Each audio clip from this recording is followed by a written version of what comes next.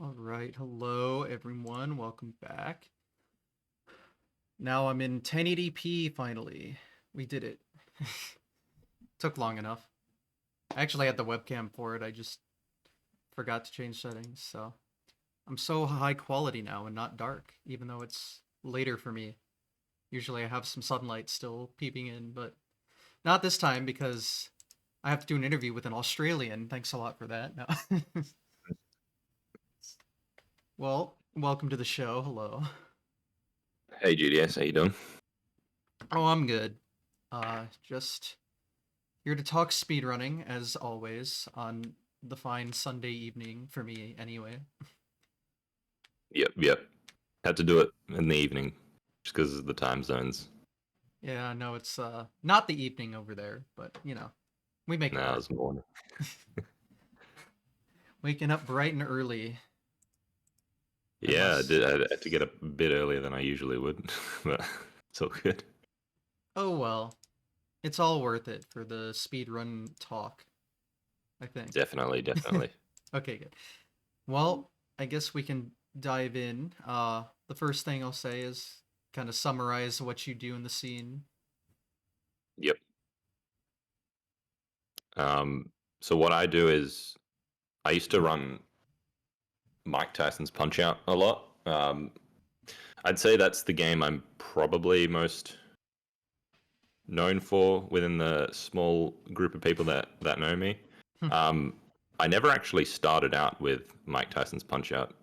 Interestingly enough, I guess to go way back, my first introduction to speedrunning would have been seeing um, probably Andrew G's name randomly on either the internet or um, maybe I saw his name in a Guinness World Records book.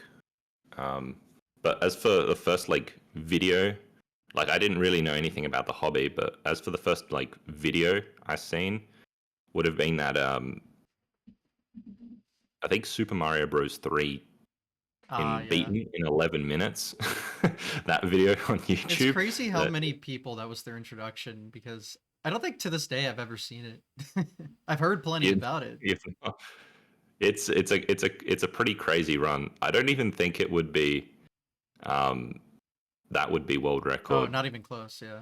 Uh, Now, I think that version is also run on the Japanese version of the game with the slow load Oh, in yeah. Okay.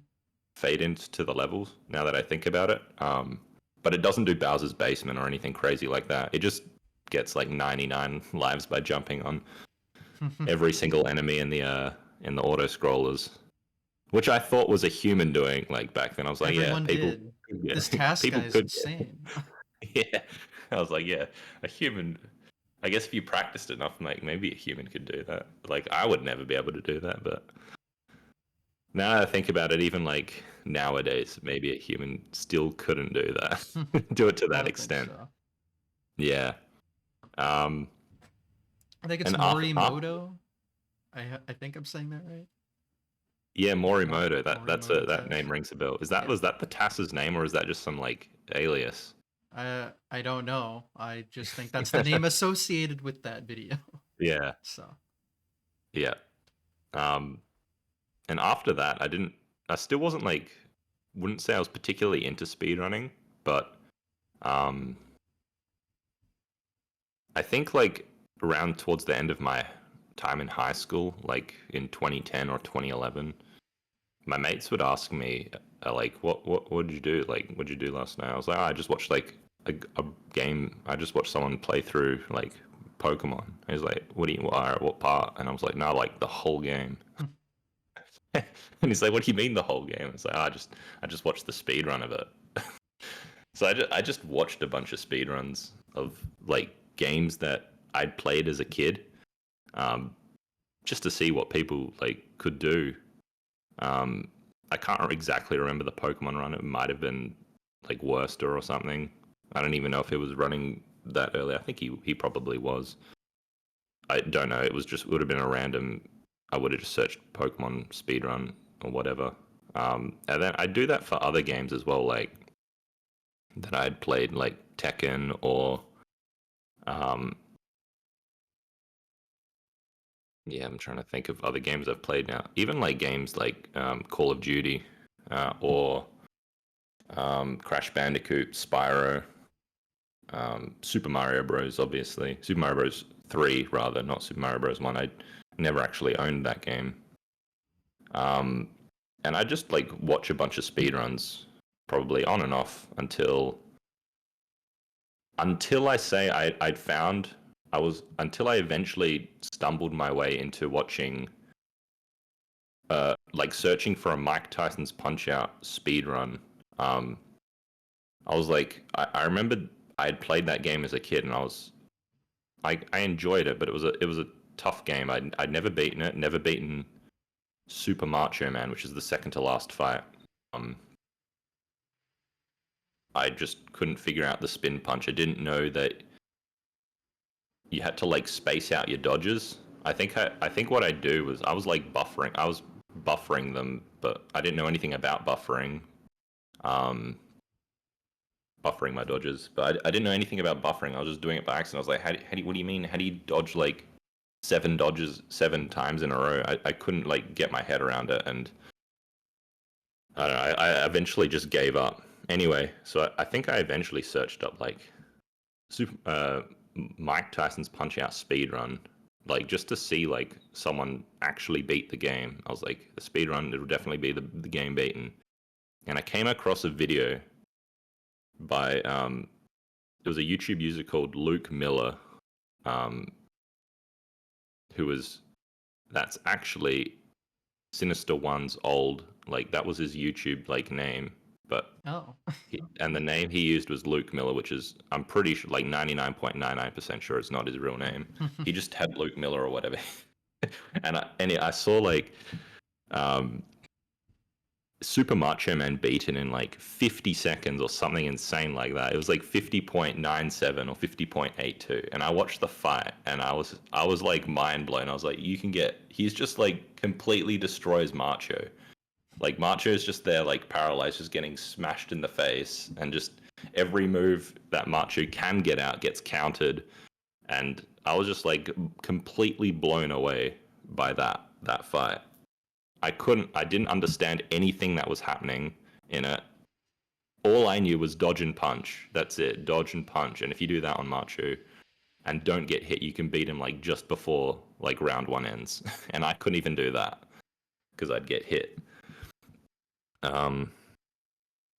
So probably from there, I went to searching up like things on game FAQs about the game, just browsing around, and I came across some FAQs by like Bryce Olf and Jack Wedge, who were like 2 of the original members that played way back when Matt Turk played. I think they'd started even a little bit before Matt Turk. But anyway, they had some FAQs up there, and there's like the message boards, and I'd be intrigued and read around a bit, but never fully dive into Punch Out. And that wouldn't happen. I wouldn't. Probably around 2013, late 2013 or early 2014 was when I started to learn Punch Out. I think 2014 was probably that was I didn't watch AGDQ, but I found Sinister's blindfolded attempt of the game. I don't know if you've seen that, his 2014 run. Yeah, the one that made it to Tyson for the first time in the live setting. That one. That was back when Tyson, you did not know how to get through him. But he made it pretty far for just getting lucky. He did, yeah. That was a crazy run for me to see. I was like, that was the one that probably got me into, like, if he can get that far blindfolded, and on like it, I could tell also, like, I could work out that he didn't have like super polished strats, but he knew like to get that far, you kind of need to know how the game works, obviously. Like what patterns of what the opponents can possibly do. So, and I still didn't like know any of that. I didn't know that even though the opponents had patterns and stuff. I thought it was like just random, and you had to react. So I think around that time in 2014 was when I started to learn Mike Tyson's Punch Out. I found his Twitch channel, and he had recently made some highlights of his tutorials. He hadn't completed the tutorials, but he had finished like halfway through up to World Circuit, which is like 3/4 of the way through the game. And I just started to chip away at them and learn. I did that very slowly because what I was actually doing at that time was playing a lot of Call of Duty, like almost competitively. The good times. Yeah, like back, yeah, back when yeah, COD was like good. something. Yeah, back then, like Black Ops 2, and yeah, it's like Black Ops 2 time. I think that was the one I played almost semi-competitively. There was like a few mates of mine that did play competitively, and they wanted.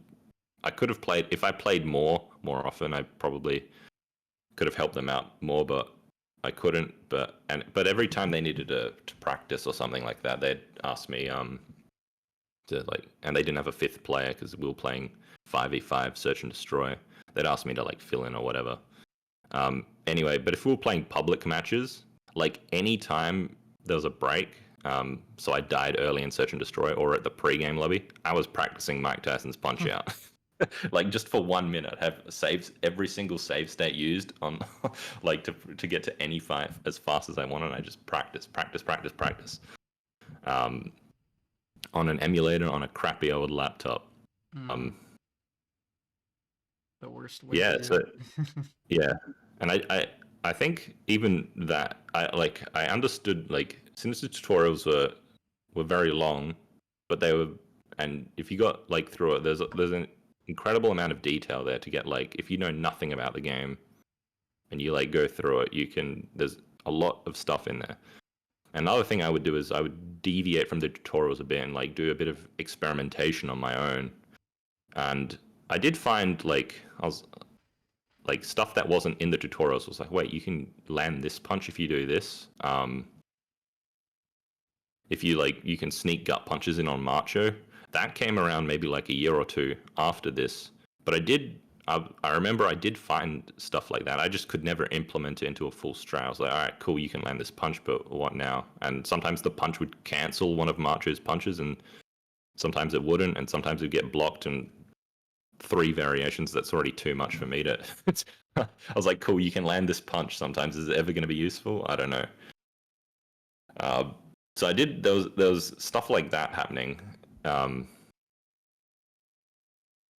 And probably for the next like 2 years, I'd still not really made a mark in the speedrunning scene. I just kind of, I couldn't even watch Sinister's like streams. He would always stream at a bad time for me. I was either at university or just asleep at the time. So I'd always catch them. Like I'd watch the VOD after to see what happened. I think he was grinding a lot of Mike Tyson and probably single segment at that time, just going for sub 1630, probably something like that, which was like the pinnacle of times way back then. Oh, how times have changed. I know. 1630, like I was like, he to me, Sinister One was like the man at Mike Tyson's Punch Out. He was the number one guy. I looked up to him back then so much. It was like just like the Mike Tyson's Punch Out god. That's what he was to me. He had everything. I think, and I was just like a little peasant that didn't know nothing. I was just like, I was too afraid to talk in his chat, too afraid to do anything really. I think for like 2 years, then. But I was still interested in Mike Tyson's Punch Out, and then I think in early 2016 was when I first made myself known in the speedrunning scene. Sinister One and Zalad One were routing. They decided to route a ROM hack of Mike Tyson's Punch Out called Fred's Cool Punch Out 2 Turbo. Which is a very interesting and fun Mike Tyson's Punch Out ROM hack. Um, the game is actually a ROM hack of Mr. Dream's Punch Out, like the Mr. Dream version of Punch Out, but the PAL version of it. And you apply that patch to an NTSC Mike Tyson's Punch Out ROM. And what that does is make the game play like 18% faster. Like it if you just play, like, it'll play on an NTSC console, like, fine, but it's got like all the PAL mechanics and it plays like 18% faster. It's very like strange. And they were routing that for a speedrun, so I was like, all right, cool. This game is completely fresh. Well, Sinister doesn't know much about it. Zala doesn't know much about it. And I was like, this is it. This is. I'm gonna jump in here and I'm gonna route it with them. I think that, I don't know. They were conversing, but they were doing like independent research, and I was just like, all right, I'll do independent research on the game, like finding strats and yeah, I got into contact with them. I did find a bunch of strats that got used. That at least I used them. They had come up with their own strats. The thing about that game is the final boss is kind of like he's kind of like 5 times harder than Tyson if you don't even know what you're doing. Like, Tyson is hard, but the final boss of that game is insane because of, like, he plays like 18% faster or something, and his patterns are not like uppercut, uppercut, uppercut up to like a minute 30. His patterns are like crazy.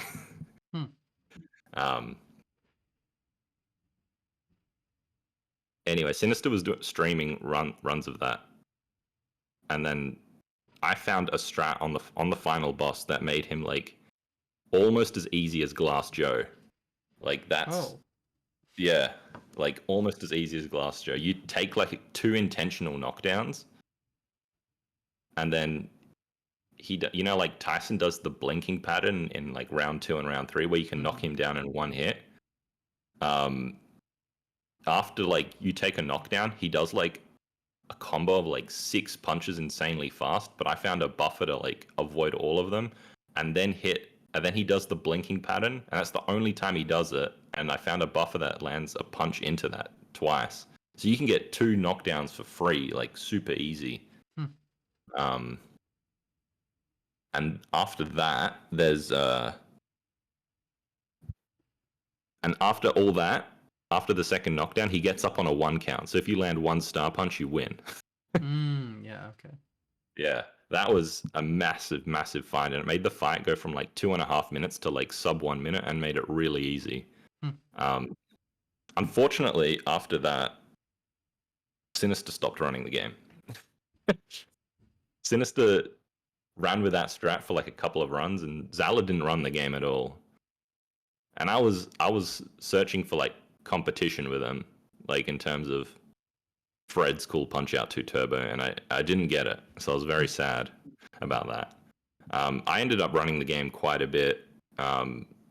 Within like a couple of months after that, I think I'd beaten Sinister's personal best by like 2 minutes, which is pretty significant. Sinister didn't. I wouldn't say he had a pretty polished run, even for the strats he had back then, and that was my first introduction to speedrunning and streaming, for that matter, because I didn't stream. I just started uploading strats to YouTube. Strats of Fred's cool Punch Out 2 Turbo. Even at this time, I'd never didn't even have a round. I'd finally figured out how to beat Macho, but as for beating Mike Tyson in round 1, never done that. It was too hard on emulator. I'd tried, but it was too hard. The amount of input lag my emulator had, and I was using FCE UX, and yeah, it was too hard. But I'd say one thing that really helped me out was playing Fred's cool Punch Out 2 Turbo. Because of the 18% speed increase of the game, that boosted my my reaction timing like quite a bit. and I understood Tyson's patterns. I had just a general better understanding of the game. Even Fred's Cool Punch Out 2 Turbo, even though all um, the opponent's patterns are completely different, they're actually just punches or moves rather, just substituted in different places to what Mike Tyson's Punch Out was. And like combining the knowledge from the two games together, I had like a pretty good understanding of how like that aspect of the game worked. Yeah. So I'd stream Fred's Cool Punch Out 2 Turbo like pretty often, maybe like 5 times a week or something, and then eventually, but at the end of each stream, I'd throw in some Tyson attempts, and I eventually got him in round one, probably like 2 months after I started streaming. Like it took me quite a while to get one, but after I got my first one, I think within like a couple of days, I had lost count of how many I'd gotten. Like I started improving pretty quick. Do you know what your first time was? Let's see. It probably a 259. Oh, really? Okay. 259 or 258. Like just barely got it. Yeah. I did have a look at my own history of it. Like I got my round one in March 20th, 2016. And then by April 3rd, my PB was 228. Oh, okay. Yeah, so I dropped like half a minute off my PB. 228 is pretty good for was like beyond what I was expecting for emulator. And that was only like 2 weeks later. I got a 228. Yeah. After that, I kind of just kept streaming Freds, and I got consistent enough with Tyson where I was like, all right, I can probably speedrun Mike Tyson's Punch Out now. I think the idea back then was if you can get Tyson like in round one, like once every fifth attempt, like you're good to run single segment and go for a round one Tyson at the end. Yeah, like not even that consistent at Tyson, but consistent enough where you have a small chance of getting a round one at the end. At the time, there was only because of the amount of input lag. It's like I knew I couldn't really compete with Sinister One, Zalad One, and a Ouijue who was also running then, and Summoning Salt who was also running by then. I think they were the only other 4 like console runners. There was only one other emulator runner who was Dave P. And we kind of were racing for a sub 17, I think. And he beat me to it by quite a bit. I think he beat me maybe like we were like neck and like I caught up, and then we were like neck and neck. And then he got it, and then maybe like 2 weeks later I got it. It's like sub 17 is a very achievable time. It's just tough on the emulator with the amount of input lag. Yeah. After that, there was another aspect of Mike Tyson's Punch Out I was really interested in, and it was high score. Actually, I don't know if you want to talk about high score at all. Oh no, yeah, that's fine. I'm not familiar with how the high score differs. Yeah, all too much. That's fair. That's fair enough. I would have seen your videos on it, like yeah, a year ago or whatever, but that's fair enough. a lot of information goes into that. So. Yeah, I mean, I'd say it's more in depth than the speedrun. There's just more to know, more to learn rather, because the fights go for so long. But Sinister also had the record for that, which is 223,000 points. I had no idea how good. I mean, it looked pretty good. It was just there. This crazy run. I'd watched that run like 7-8 times, whatever, and like the amount of knowledge he had to go through is like I can't even remember the Great Tiger strats. He had to like bring out notes for it and like read off them. It's a fight where it's like almost all buffered, but to play it optimally, you can there's like slight variations for the Great Tiger's refills you want to do. So I had a look at that, and then I I noticed that Sinister wasn't landing a lot of star punches, or he wasn't landing a lot. And then I thought about, there was a speedrun strat for Piston Honda 2 that Matt or someone invented. I think Red Tom invented it actually, where the opponent starts dodging star punches, and then they stop dodging star punches, and getting them to stop dodging star punches was kind of only worked out on Piston Honda 2. It's not needed for any other, like, it wasn't back then, it wasn't needed for any other speedrun fight, and it isn't needed for most of them now. I think the only other fight it's needed for now is Bold Bull 1, where you can get them to stop dodging star punches, and there's no other fights where it's really necessary to do that. But I worked out the mechanic behind that, exactly what needed to happen. You needed to throw one star punch. So after they start dodging, you need to throw one more star punch and then get to 3 stars. That's how the mechanic worked. I thought it was how it was described in Sinister's tutorial for Piston Honda 2 was you just get to 3 stars and they don't dodge. And I did that and I was like, I noted those. I got to 3 stars and he did dodge. And I was like, why did that happen? But you needed to throw. There was one extra star punch in the tutorial for that fight where you throw it into eyebrows and that can't be dodged anyway. And then you get to 3 stars and then everything works. And because that extra star punch gets used, then you get to 3 stars. It resets the dodging. So I did this for like every single fight in the game. I worked out that every fight opponent has a starting number and then a reset number. And so, for instance, like Piston Honda 2's starting number is 4. So you get 4 star punches that they take, and then they dodge. Then they start dodging, and then you get to 3 stars, and then it goes to 2 star punches he can take, and then he starts dodging, and then you reset it again, get to 3 stars, reset, and then it's 2 again. So it goes 4, 2, 2, 2, 2, forever. I did that for every fight in the game, and then I went after Sinister's high score record. The strats I came up with were like, because of how many more star punches I could land with this that do substantially less damage, I could get away with getting the record without even like routing Mike Tyson, which is perfect because Tyson was so hard on emulator, especially trying to like max out Tyson for score.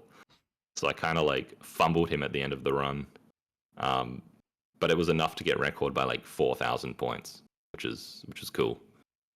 I would have liked some competition from Sinister on high score, but he never really ran high score, aside from way back in 2013 when he was helping make a book for Mike Tyson's Punch-Out. I don't know if you've ever heard of that book. No. At all. It was him. I think Turk had helped with it. Even Jack Wedge had helped with it, like the original incarnation of that book. And then I think it was all, the project leader on that was a guy called Daniel Lanciano, who was another Punch-Out dude from like way back in the day, back when I was like a kid, like 2000, 2001, 2002. I don't think he ever held any records, but he was in the scene. Then what did I do after that? I had a look. Did that book come out? It did actually. It only came out like 3 years ago. The project had to be put on hold. I think Sinister has a highlight of it. He talks about it. The project had to be put on hold because I think he described it as like Nintendo could sue everyone who made it, like for all their worth, and Nintendo would win because they have all the lawyers and stuff. Mm-hmm. But eventually, that book did get released. I think it was 2021, 2020, something like that. And by then, a whole bunch of new info about the game had come out, mainly from us speedrunners, and he asked Sinister, I think, asked a few of us to help out. Well, I was one of them. He wanted me to redo the high score strats for the book. I didn't know how much detail I should go in. Like the old high score strats, like Sinister had like, I don't know, the page was like this big, a massive page, and then there'd be like 5 columns here for the strat, and then 2 columns would be dedicated to high score. And I had to like condense this like ultra intricate high score strat into like 2 columns, and I into words and describe it. And I was like, how the hell do I do it? How is this? How am I going to ever describe it? I go into as you can probably hear me just talk and talk and talk. I go into detail quite a bit. I was like, how am I going to do this? And I think for some fights I just described it as like, this is generally what you want to do, and hope good stuff happens. And then there was like other fights where I was like, all right, all this needs to happen. If you do this, you get this score. I think for the like fights that are like buffered, like almost all buffered, like Don 1 and Great Tiger, whereas you could do that. And then other ones I had to like just generalize so much and be like, hopefully you'll get this score at the end.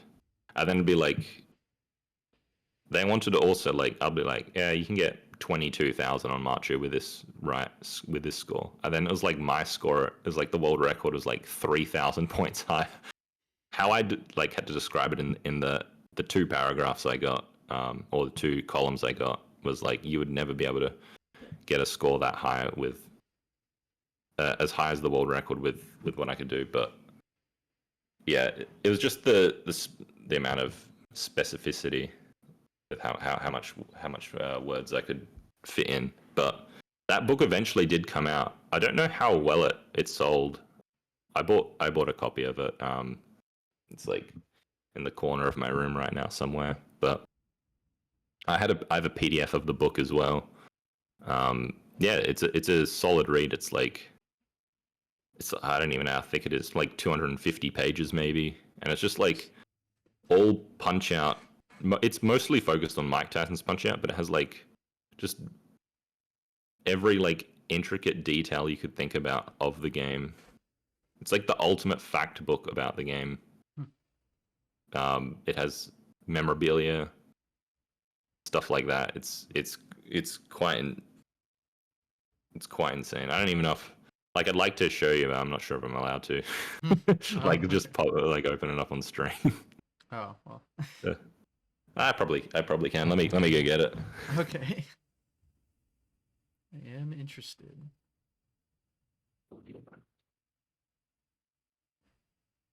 Ooh, it's large too. Yeah, it's like this big. Oh, nice. It's a big book. Yeah, it's very, very cool. I actually have to show it. So it's got like just everything. There's like comics and stuff like that. Like everything. There's like, I don't know where the strat section is, but yeah, there's artwork. Just people have done artwork. I don't even know most of these who most of these people are. Anyway, I have a very small. Sorry, camera's over this way. I'm like pointing it to my monitor. That is a lot of stuff in there. Yeah, it's insane. I've gone through the book so many times. Yeah. So does it have like all the speedrun strategies and everything? Yeah, it has in the strategy section. There's the speedrun strategies, the high score strategies. There's a bunch of crazy stuff there. I don't know if you can still get a copy of it. I can't remember the exact name of it. I think it might be called. Let's say, yeah, Mike Tyson's Punch Out. Pixel Perfect. And then I think I got it from, it might be by this website. It says in the bottom right. I think it was called Hagen's Alley Entertainment. And it was for the 35th anniversary of Mike Tyson's Punch Out. 35 is a weird number, but yeah. That was cool. They asked me to help out in that book. I was like, sweet, I'll help out as much as I can. Even the Tassa McHazard was involved with that, and we wanted to update. There was like, I think me and McHazard worked out this like weird mechanic in the game. It's kind of, I think it was when you go pink and when you, how many dodges it takes to get unpink, and it depends on how many times you get hit and in like what order and how many dodges you do. It's like, it was like some crazy mechanic, and me and McHazard was like, I don't get this, and he found all the RAM values that govern that. And then like a few days later, he messaged me back. I was like, I understand it. It's this. And then I was like, all right, this is kind of like what I thought it was, but there was a few values that I was just like, why are they not like multiples of 2? There. And there was like upper limits, lower limits. That was a crazy mechanic. It's like the most useless mechanic in the game. I don't remember anything about it, but I needed to know at the time. Crucial Yeah, book information. Yeah, it's in the book. I'm pretty sure it's in the book, and it's just like some crazy like intricate thing of how to become unpink like in the most efficient way possible. Like, or rather the mathematics that governs that. It was crazy, but I was obsessed with like knowing everything about the game. I did figure that, you know, the more I knew about the game, the better prepared I would be. That's kind of why I still recommend people run high score, even if you do want to play it for the speed run, because you'll get so comfortable with the game that even if you make a mistake, you can get back on track like without even having to think. Yeah, you just like understand the game so well that you can route on the fly to get back on track, like with just complete improvisation.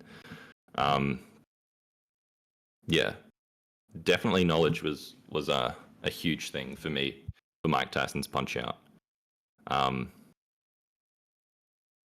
So towards the end of 2017, I was still playing on emulator, but I dabbled with some other games actually. The first one was Apocalypse for the PlayStation 1. Have you ever heard of that game? Nope. No. My Yeah, it's PlayStation just, knowledge is incredibly limited, especially like yeah, OG. yeah, it's fair enough. It's just like a generic third-person shooter, but it's voice acted by Bruce Willis, like the main character in the game. Like he did the voice acting for it. I do have a Um, PS1. I've never used it, but I have one. yeah, yeah, yeah. Why do you have one? You never used it? Did you buy it recently or something and just? I bought it like a year ago. Like I go to this retro store near me and they were having a sale. I got like the console controller and like 4 games for like $70 US. And I was like, Yeah. I mean, that's cool. And then Yeah. I've been wanting to get up the mod that it's called like PSIO. You plug it into the port on the back, the parallel port, and it acts as like, an EverDrive type device. But All right, that's cool. yeah, I just haven't had the money to put to something that doesn't matter that much in my life. So Yeah, it is just collected dust instead. But I will use it eventually. fair enough. Yeah, are you gonna speedrun it or just like casual games? Probably just I can't think of anything. The PS1 That, library is just fascinating.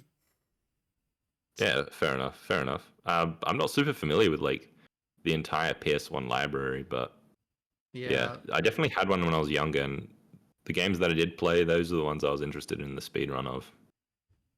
Is that the same for you? Like you speedrun for like the nostalgia factor? for the most part, the games I stick to are generally ones I have some nostalgia for. Yeah, Um, Punch Out's actually one of the rare cases that's not true.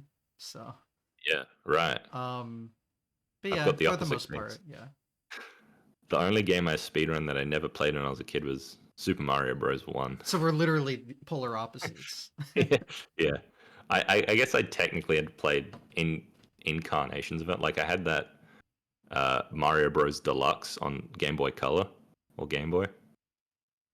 That's I don't yeah, know if that's a pretty yeah, that cool one. Yeah, I game did to like that game. exist. There was like, oh, there's Yoshis and there's red coins, and and stuff. And then, but yeah, I wasn't interested in speedrunning that at all. But I thought that was a cool game. There's quite a bit of content in that game actually. Mhm. Like the those boo races that No, the they boo were like, races are cool. yeah. Collectibles. The lost levels are in there in their entirety. Yeah, actually they were. I think I remember unlocking that loss. I was like, "What's this? What do you mean?" There's like, and I think the icon for it was like a little Luigi. I'm like, "What? What's this Luigi mode?" Yeah, I don't even think you get to play as Luigi. But I don't think I beat the lost levels on that one. I couldn't even get. I don't think I could make it past like World 4. Like,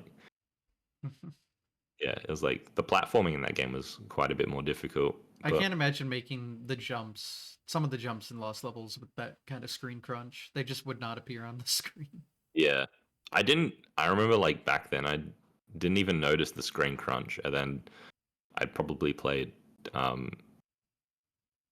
like a normal version of Super Mario Bros. At some other time, and then I want to try to go back to it, and I was like, why can't I see more than like 2 feet ahead of me?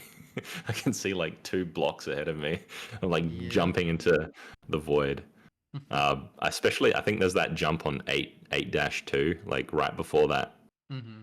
pipe you have to slow down for. Like you can't even see the end, like how far you have to jump Classic. on that cart on that version of the game. Yeah. So I think back to Apocalypse. I think I decided to speedrun that game because I searched for a speedrunner of it. It was a game I'd played as a kid, and I could not find a speedrun of it. There was, as far as I know, there were no speedruns of it. Um, I was like, all right, I had experience of like routing a game basically from scratch with threads. Let's do that for Apocalypse. Um, and I did that. I guess I spent a few days routing at each level. I wouldn't say it's a terribly complicated game. Um, there's just like a whole bunch of like weapon drops all over the place, and there's a few ones that are fast to get, and a few you got to like just work out which enemies are weak to which weapons, and which, well, rather you just like run past most of the enemies in the game, so it's not like tricky. Just like a few bosses, you have to use a few weapons, and I think I did a mostly good job routing it. There's a few enemies I some later people did some runs of it, and I was like, oh yeah, that they used that weapon there. That's obvious to me now. Which is story of my routing experiences. Obviously, I'll miss something very obvious. I'll miss something very obvious. I don't know why I discredited it or just never thought of it. It's like all the other helicopters are weak to this weapon, and for the one helicopter over here, I didn't use it, and I have that weapon available. Didn't use it. It saves like 10 seconds. So I routed that game, played it for like a month or two,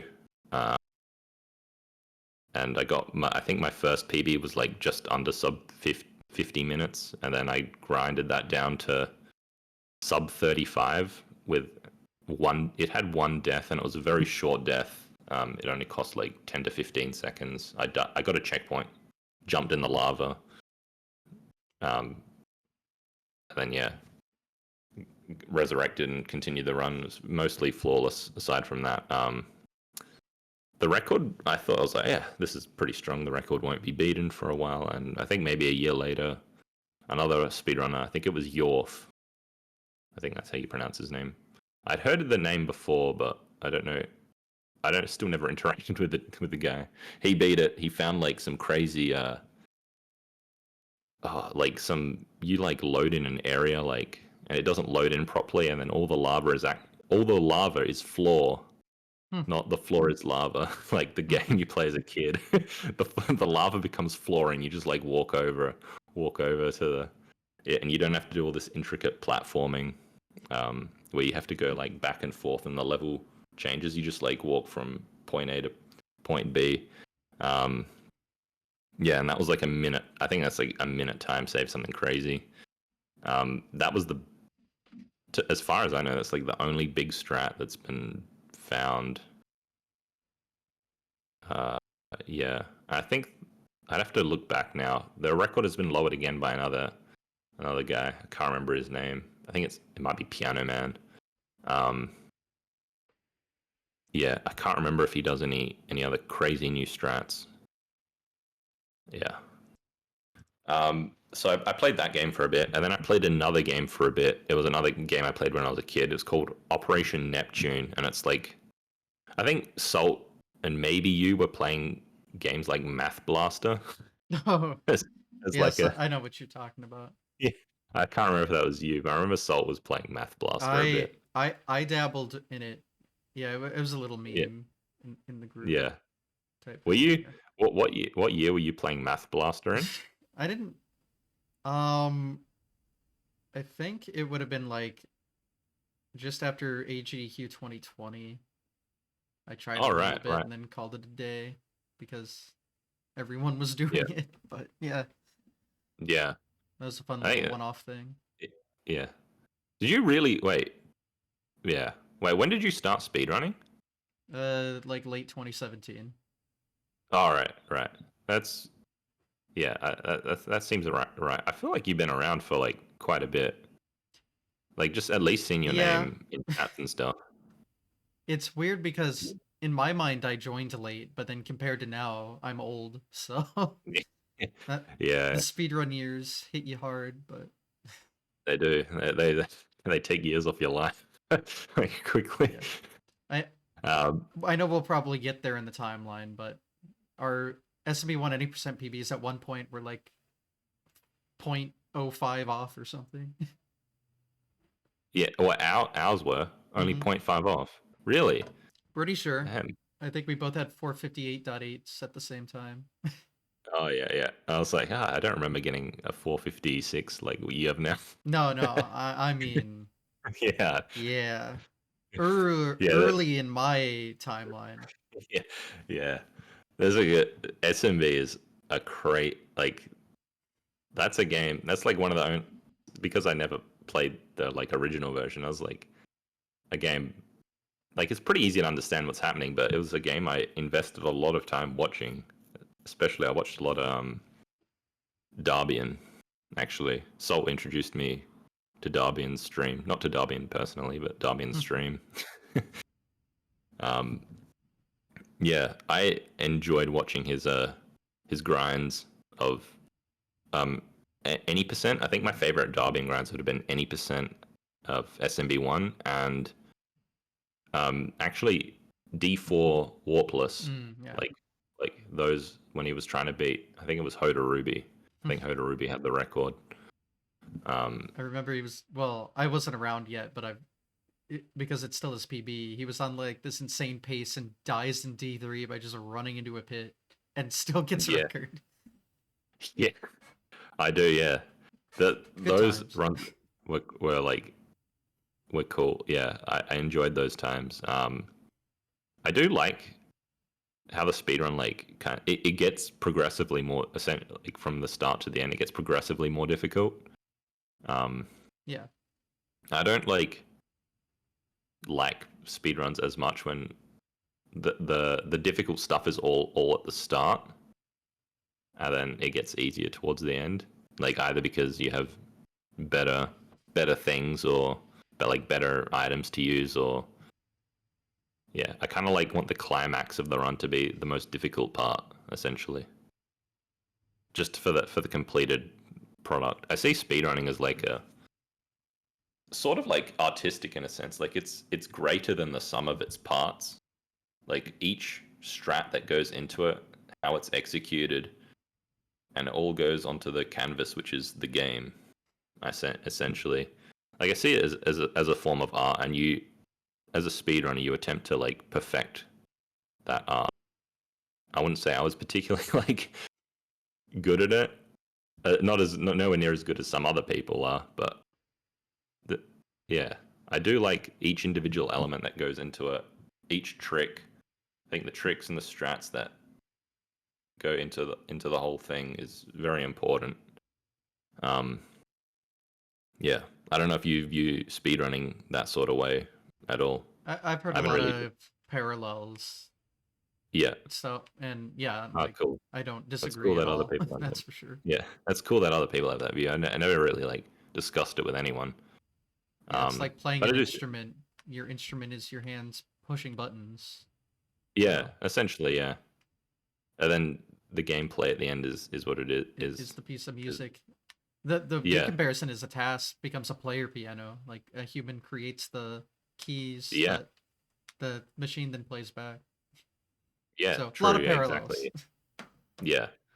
I do see it a bit in that sense. I guess gaming still has that sort of stigma where it's, it's video games, it's not important or whatever. And even I sort of hold that view, but, you know, why is music important? I don't know. Just, I guess it is. People, it's as important as peers. People want to place value on it, essentially. Mhm. Um, yeah, so around that game, Operation Neptune is like a children's math game. Um, Okay. I not, forgot where we were. Now I understand where Math Blaster came in. yeah, yeah. It's like a kids math game. Okay. I never played Math Blaster. Um, You're not missing too much, but yeah, it was a funny but I was meme. like, yeah, I was like, yeah, children's math game. I know a children's math game. I'll speedrun that. And another thing about that game was there was no one who'd speedrun that either. I was like, I don't have the disc for it anymore. I'd like a CD. It was like a CD-ROM that um I didn't have that CD-ROM anymore. So I was like, is there any on like I'll play it on a web browser. Like if I find some bootleg version of the game, I did find when I brought it, played it for like maybe a month, and I got like a sub-hour PB on the young kids mode. Is like essentially like if you're 8 to 10 years old, you can play this mode. It's You like might have been a little you overqualified, but Yeah. Hey, man, trying to answer math questions at like top speed, it's tough, and sometimes you got to get them wrong as well to go fast. Math Blaster's um, kind of like that. yeah, yeah. It's like I'd say it's like Math Plus is like I can't remember. You just kind of answer questions really fast. Is that how it was? I can't remember. Um, well, there were like Is it three like all math? sections. There was one where you had to like shoot the correct number that answered the question, but you would like basically just spam and hit the first available thing you see in case it's right, and then Yeah, start moving when it's wrong. And then right. you want to So it's mess like up a little bit so you don't get bonus points because yeah, that takes longer. And then the second section right. was like RNG hell platforming stage, and then like Yeah, here's four numbers, which one's right? Fly into it while debris flies in your face. Good yeah, luck. yeah. I'm trying to like visualize what it was. I haven't watched a run of it since like Salt was playing it. Certainly been a while since I've played it. Yeah, um, yeah. Operation Neptune was a bit different. I think I wouldn't say it had a platforming element, but you kind of like control a submarine through like an underwater like maze essentially. It's got like just different screens. I wouldn't say it's a maze. Like it's not difficult, but and you got to collect all these items and then get to like the end of the level before you have to collect all the items before you get to the end of the level, and then you answer a couple of math questions or get them wrong, and then it's good. But you kind of have like 4 hit points, so you kind of want to just as you're like driving the submarine around, you can kind of like go through enemies, and that takes off a hit point. Or if you answer a question wrong, that takes off a hit point. Um, if you lose all your hit points, you get sent to the last checkpoint, which is almost always bad. There's some death warps in that game that I didn't come up with. That came around later. That was a cool game. I'd say it was a pretty fun game, and there's even some like someone else found. Well, I would say someone else like routed it in, but if you like line up the submarine like pixel perfectly in some sections, you can like skip the trigger like as you're going like submerging. You like there's like essentially like a line. It's supposed to be if you go through that line, it'll trigger a question to come up, and you can if you line up the submarine like in a perfect orientation, pixel perfect or whatever, you can just go through it, and it won't ask you the question. And every single one of them is like maybe like a 30-second time save. Hmm. And it turns out you can skip like maybe like a third of or a half of the questions in the run, something insane like that. And I didn't know about any of that. I think in one of my PBs I skipped one by accident, and I was like, I swear my last run I got a question there, but this time I didn't. And I was like, Never thought to route it in, or figure it out. I was like, to do this for all of them, it'd take forever. All the like find out every pixel perfect lineup for all of them would take forever. But someone actually, I think, found at least most of them, and maybe all of them. And now the record for that run is like 20 minutes faster than my run. Yeah, I think that was Miss Riley Guppers. She did exceptionally well with routing that game and grinding the record to as low as it is. It's still not a popular game. There's only like 5 runners. And I don't think any of them have been active in the last like 2 years. That was a cool game though. I enjoyed that. I enjoyed reliving that part where you can destroy the math questions as fast as possible. Some of those questions are hard. It's like you have to read a graph and then figure out like, 100's here and then 150 here, and then you gotta put in the number where the lines meet up, or rather where the lines would meet up. It's just like if x equals this, then what does y equal? And it can like trick you sometimes. Another thing that I had a disadvantage is all the units in the game were imperial units, like pints and quarts. I don't know that. I don't know that stuff, and I still don't know it. Scale issue. Yeah, I know. It's like the version of the game I had when I was a kid. Was like a mix between. I think it was a mix between like imperial units and metric units. I think. I definitely remember the questions were in gallons. Like it would never ask me to convert like if there's this many gallons of water, how many like milliliters are there? How many milliliters? And you consume this much a day. How many milliliters can you drink a day? But like just some styles of questions were in imperial units and some styles were in metric units, and but the version of the game I speedran was all imperial, and that's kind of a nightmare.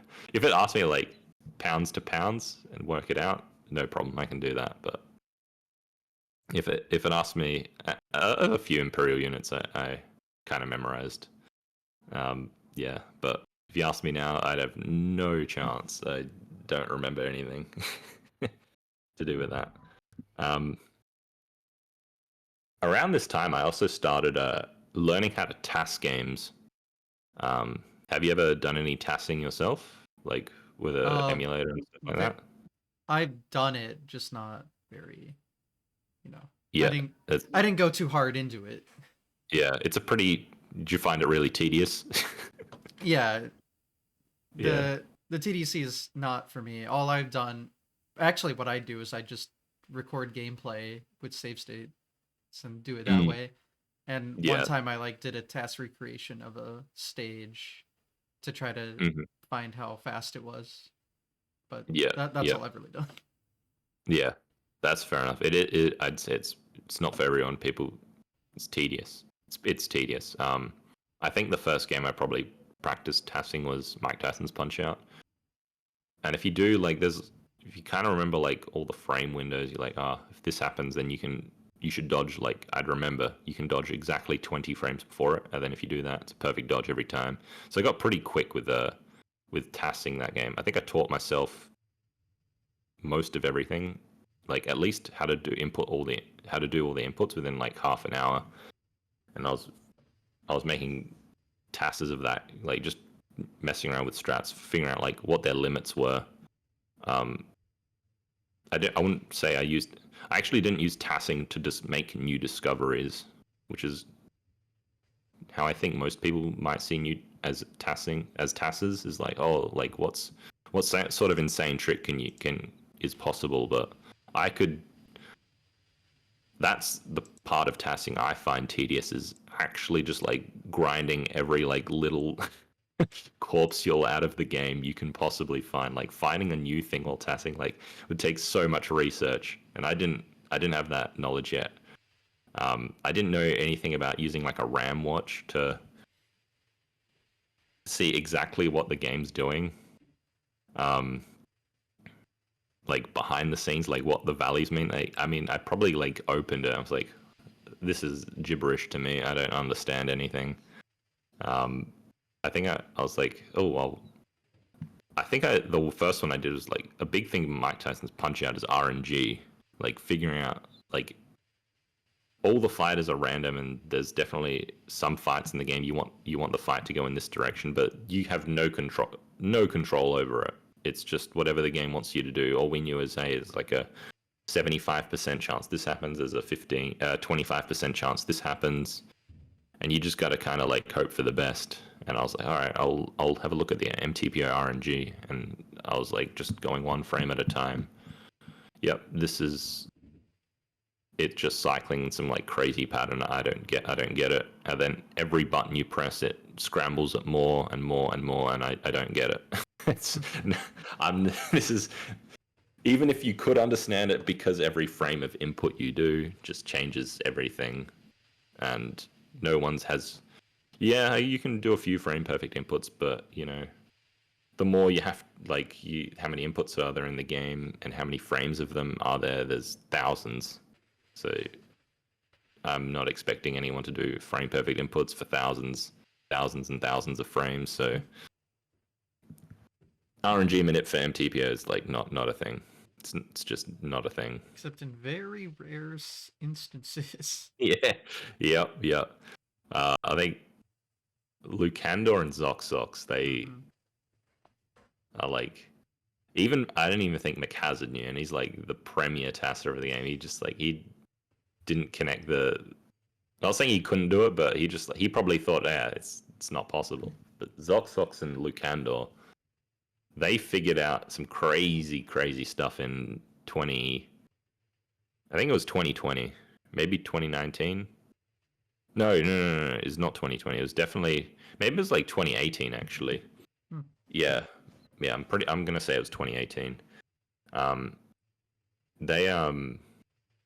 They did some research on that RNG and figured out, beyond like looking at it as a hexadecimal value, they broke it down into a binary value, and they figured out exactly what makes King Hippo open his mouth. They're like, hey, if it's only like the last 3, are they bits when they're like 0 or 1? And it's a string of 8 bits. I think that's a bit, yeah. 0, yeah. I present those YouTube videos like I know what I'm talking about, but really I'm just... I flunked out at computer science. Yeah, I'm like, someone else explain this to me and I'll make the video. So I'll just make the video. It's like 0 or 1, and then they figured out when Hippo opens, like it's only the last 3 bits or something, and then they were like, all right, well, what can we do with that? And then they watched like the RNG and figured out the way it cycles, and they're like, all right, and the way the button inputs interacted with that, and they figured that if you never pressed down or right, it would never have, like, then those last 3 bit values would never, they would always be consistent. Like, as long as you never press down or right, like the order they would appear in, always the same. And then they found like a window,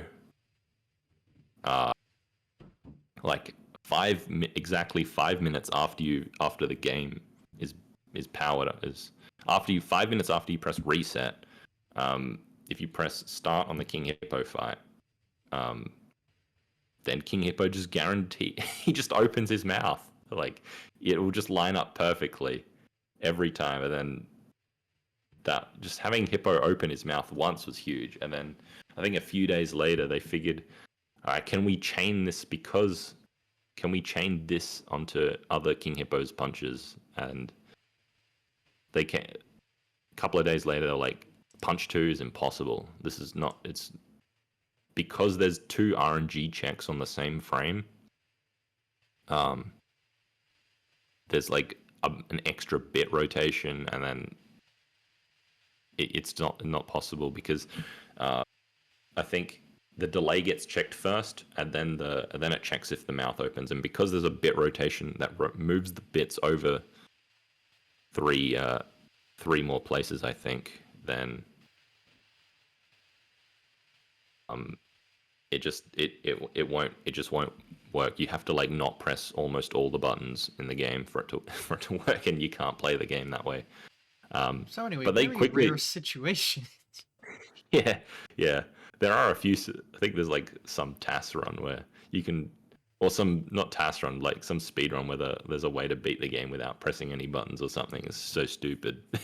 I don't. It's some like very niche game. I don't remember it. I don't know if it's a TAS run or a regular run. I don't even know if it's the fastest way. It's like no input percent or something, and everyone is the same time because you can't press anything. Um, and they anyway. So second punch couldn't be manipulated, but like even like a few days after that, it's like whatever. Punch 3 and 4 can be manipulated. So if we just cancel punch 2, and you can do that in a consistent way every time, without pressing right or down, then we can just have him open on punches 3 and 4, and you get a very like essentially the second best King Hippo time you can get every single time. It's crazy. Uh, Having the best King Hippo time is only like 3.5 seconds faster. So getting the second best time was still very good. That's a fight with so much RNG. The best time you can get is like a 37 or a 38, and depending on like a very small that delay on punch 2 that can happen. And then the worst time you could get before going pink, I think was like a minute 7 or something like that. And if that happened, if you go in pink, it's just like just reset, man.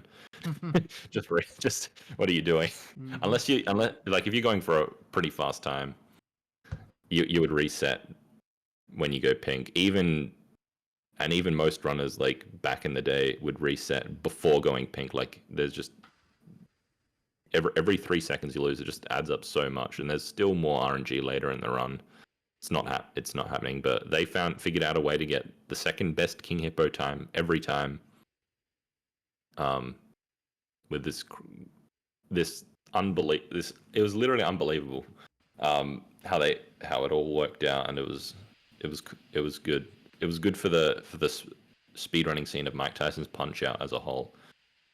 I was in the unique position that I think I was the only one who disliked King Hippo, the Hippo Manippo.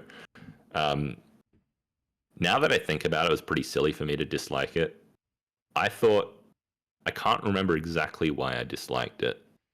I think it was possibly because I was like, damn, one of the most RNG heavy fights in the run is now manipulatable, and to give you the same fight every time, every fight's going to be the same in the run. Like every fight can be manipulated now, and that's just not true. In fact, almost all the other fights. No, if anything, it's gotten worse. Yeah, basically, the more we understand about RNG now, it's like I still don't think we know everything about it, because there was something that happened on Don 1 high score for me that I don't really want to bring up again. But yeah, I've talked about it with other people. It's like I had like thousands of attempts on this one thing, and then it's something that should have been 50% was like 37% for like thousands and thousands of attempts. And then I changed one thing and it skyrocketed back to 50%. And I can't I have no proof of like how this happened. Like all I have is my stat keeping, and I don't know why. And then no one's come back to me explaining why this happened to me either. Anyway, the King Hippo thing was massive, and I disliked it. I thought the entire run would be would become like every run would be the same. And I think for me, the essence of Mike Tyson's Punch Out is the essence of Mike Tyson's Punch Out speedrunning is that there is RNG in the run. It's there, and it's never going away. I can't fathom running Mike Tyson's Punch Out if there was no RNG and it was just pure execution. Like if the same thing happened every time, I think it'd get extremely boring. Even if it came down to just like you could always just go for better execution. But for something like Super Mario Bros, I can accept that most of like having almost the entire run be not RNG. I don't even think there's any RNG in that game. Is there? Not no. No, it's kind of like just the RNG. The randomness is just tied to the frame, right? Hmm. Yeah. Um. Yeah. There's like no RNG with that, and I can like if all of a sudden there was randomness in Super Mario Bros. With that, how would that change the game for you? I'd Like, never play it again. yeah, you just start hating I it. Yeah, fucking hate I, RNG. yeah, that's fair. Fair enough. Yeah, I don't mind RNG, um, from like the point of view like if it's there, it's there, and if it's not, it's not. I don't like it like having it like switch around like all of a sudden like Hmm.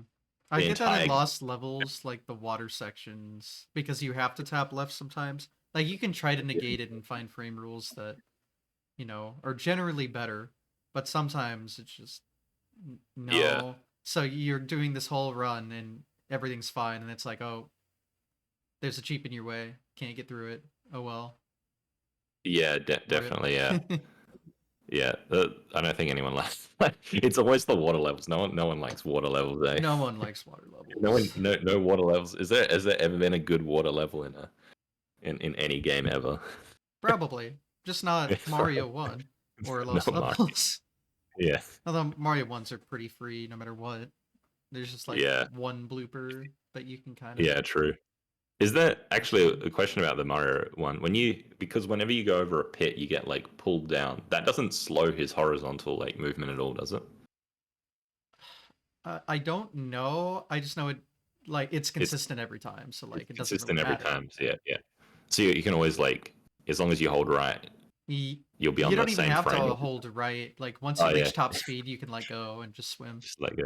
Yeah, Mm. yeah, true. I did forget that little aspect of the game. That was cool. Yeah, Hippo Minippo was massive, and as Salt says in the chat, RNG and Punch Out is fine until you do have probably sub 15. Or the That entire run is reliant on yeah, as long as you're good like RNG. yeah, yeah, as long as you're like never miss a punch ever. Yeah, just until you like everything until sub 15. Don't worry about RNG. Like you can just get a good time. As long as you as good as Salt is at the game, then RNG is not an issue. Yeah, Um I see it with all the people with like 15OXs just trying to get a sub 15. It just doesn't yeah. happen because the luck is so Yeah, rare. it's like it does it's like And then the game's also hard. yeah, I Can't mean forget that. that's it. You've played it a bit? I know you got a Tyson PB and you've got a single segment PB. Did you find the Uh, game hard? yeah, I mean, yeah, it's a hard game. No one's Like, gonna say it's yeah. not, but I don't know. I Like, haven't would you? done single segment for real. I just happened to boot up the game once, and I Yeah. decided to play through the whole thing. And 14 and node first try. It's pretty cool, so I submitted Yeah. it. But it's like Yeah. 40 Oh, did you beat? minutes. Did you beat Tyson like first time fighting Tyson? You beat him Yeah, like but just with by open that punch. point, I had already, I think, gotten round one. But it Oh, was all like right. my So you had fought 257. Tyson before, yeah. I Like survived there's no. round three. I made it to round three and survived. I was Oh, pretty. It was clutch as yeah. hell. Round But yeah, three is like it's 40. crazy. It's a 40-minute single segment. I submitted it part. It was the slowest run on the leaderboard when I submitted it. So Oh yeah, I yeah. was joking around about it at the time. But yeah, no, Yeah. I currently have a 234 Tyson, so I've gotten a little better. 234 is like that's pretty good. That's pretty good considering you don't play that often. I also got a 237 on Switch online. That might be more impressive because you're on Switch. All the Yeah, input but like, lag. yeah, I don't know how I pulled that one off, but oh, Yeah. I did. It wasn't round one, but I beat Tyson on like the Magfest challenge, and that thing's got like a quarter of a second of delay. It's ridiculously bad. So What's the that's the most Magfest of chat? it. They What's usually that? have them at like GDQ events and stuff. What? It's like different speedrunning challenges, and they're ranked Yeah. based on difficulty. Some of them they like manipulate the ROM, like in Mario 64, they'll move a star somewhere. Or, All if right. It's not like a crowd control or anything like no, that. It's no, kind of like a very minor like ROM hack yeah, it's where like they've just moved. this game is slightly Yeah. modified, beat the challenge quickly type deal. But Yeah. for one of the only extreme ones in the game is just beat Tyson, Yeah. like and That, completely unmodified. But the thing is, they give you this terrible controller, and then there's like a quarter of a second of input lag. I don't know yeah. how I did it, but I have proof that I beat him on that thing. Yeah. Yeah. There's actually I don't know if it's still around, but there was apparently there was like a bar somewhere that was called Soda Popinski's, and if you beat, they have like a cop, they have like Mike Tyson's Punch Out there, and if you get like if you beat the game there on a LCD screen with like a ton of input lag, then you get like a free bottle of champagne or something. I was like, I think I sign think me Sinister up, but One. then it's like, oh, LCD, never mind. Yeah, No thanks. I think Sinister One said he went there. I think he Hmm. says it in one of his highlights, and um, he had to bust out the speedrunning like his speedrunning or blindfolded knowledge to like get through the Tyson fight. It was that bad, like the input lag. Mm. Yeah. Um, and he got his. I think he did get his free bottle of champagne Well, for that's doing good. it. um. So yeah, I think towards a bit after my jokingly running Apocalypse and not jokingly running, but my brief stint on Apocalypse and Operation Neptune, I did play SMB1 as well on emulator. This is when I So entered the speedrunning world yeah, because it just happened to be around that time. yeah. What was your first SMB1 PB? 509. Five. That's pretty good. That's pretty good. My first one, I think the completed was I wrote down here 520. Now, to be fair though, it took 500 attempts, and I was like going for sub 5 immediately, which is All stupid, right. but I was stupid. So That. Yeah, going for that. That's tough. Were you yeah, were you on emulator or like it was virtual console? emulator with pretty Yeah. bad input lag.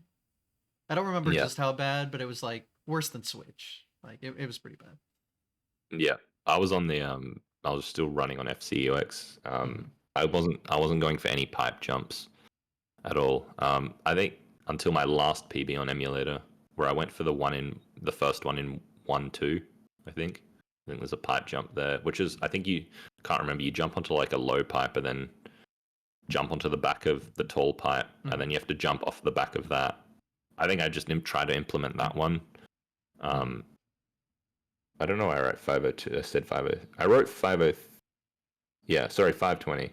I wrote was my first PB. That was the one I implemented that pipe jump towards the end of my emulator running days, and I don't even think I saved time with it because I fell off the back pipe.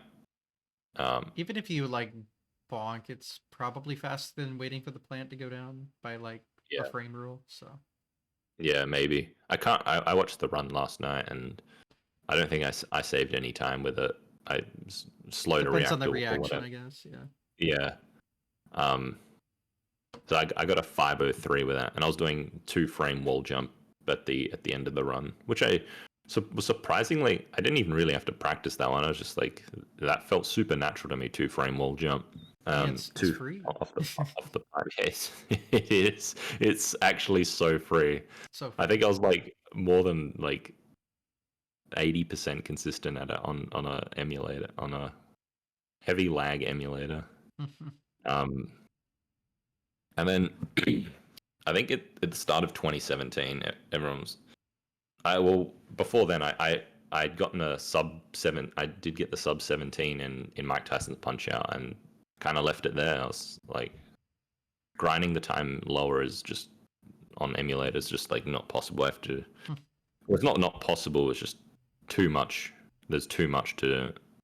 I won't be able to get a good enough Tyson at the end of the run. Every Tyson I had at the end of the run on emulator was like mid 250s or a high 250. It's just not happening.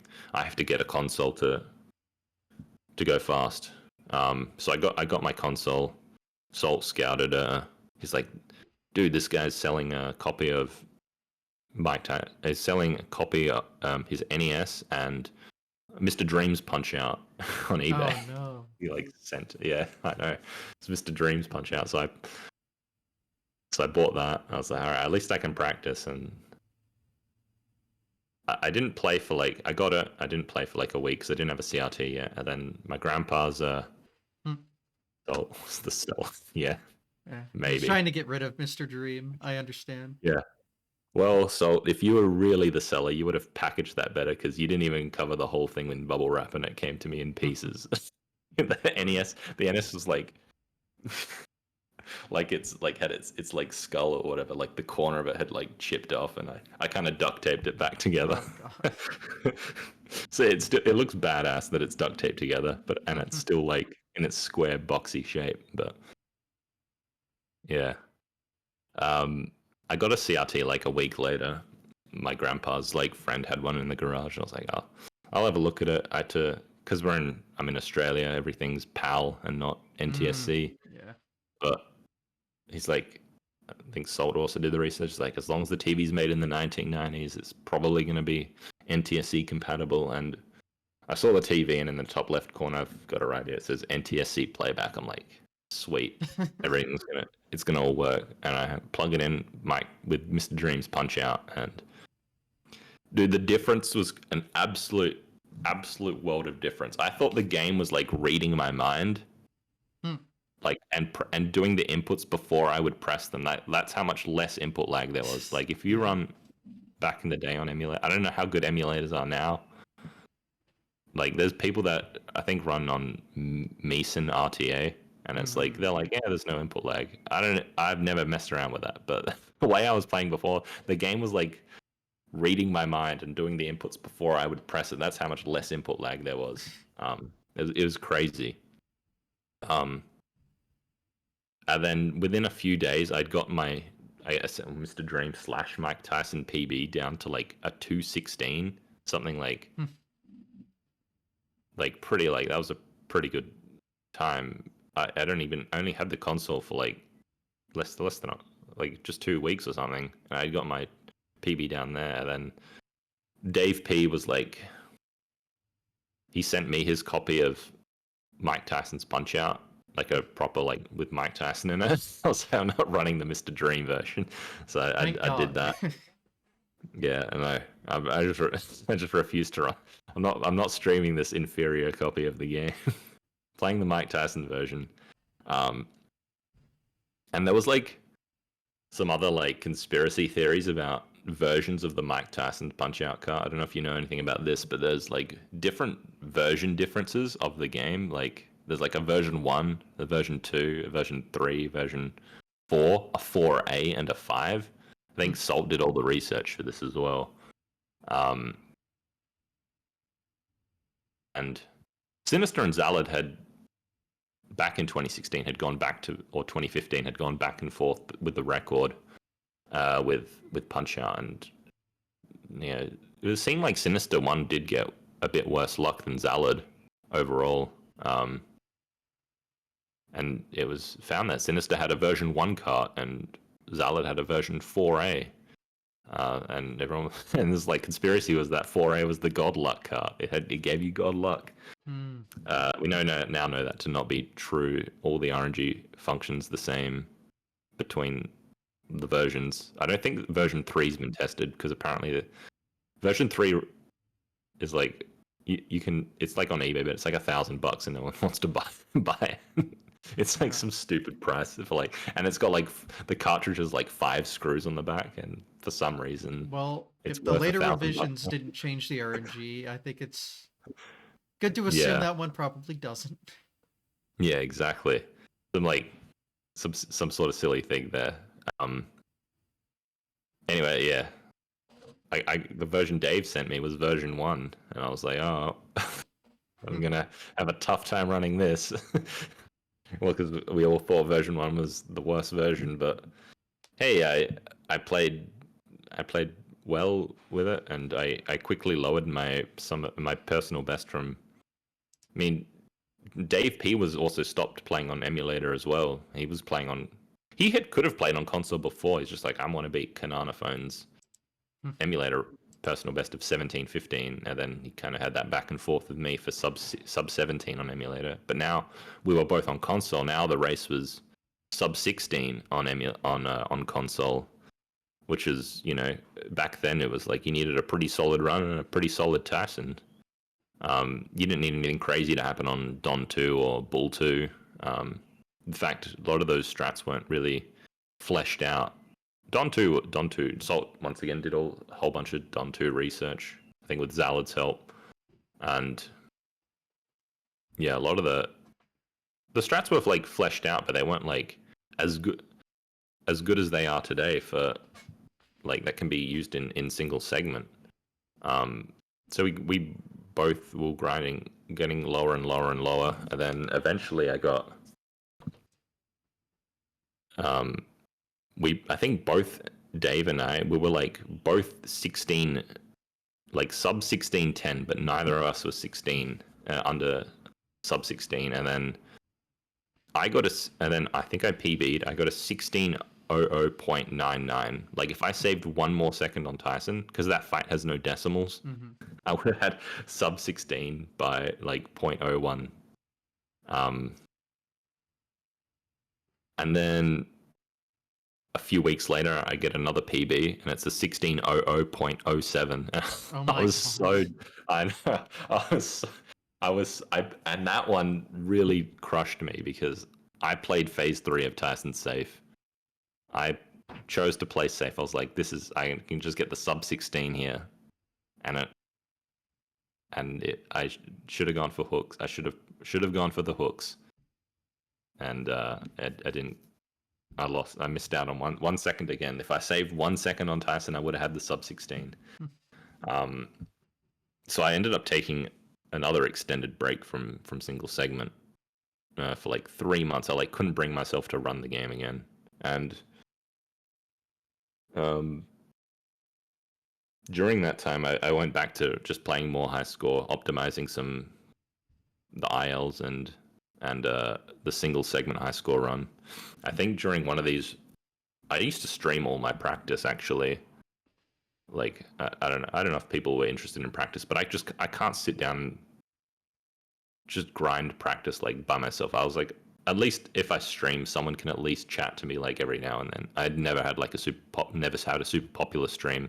Maybe like somewhere between 2 and 6 or 7 or 8 viewers, something like that. But as long as I stream it, at least there's the option that something interesting could happen. And on one of these practice streams, something did interesting happen.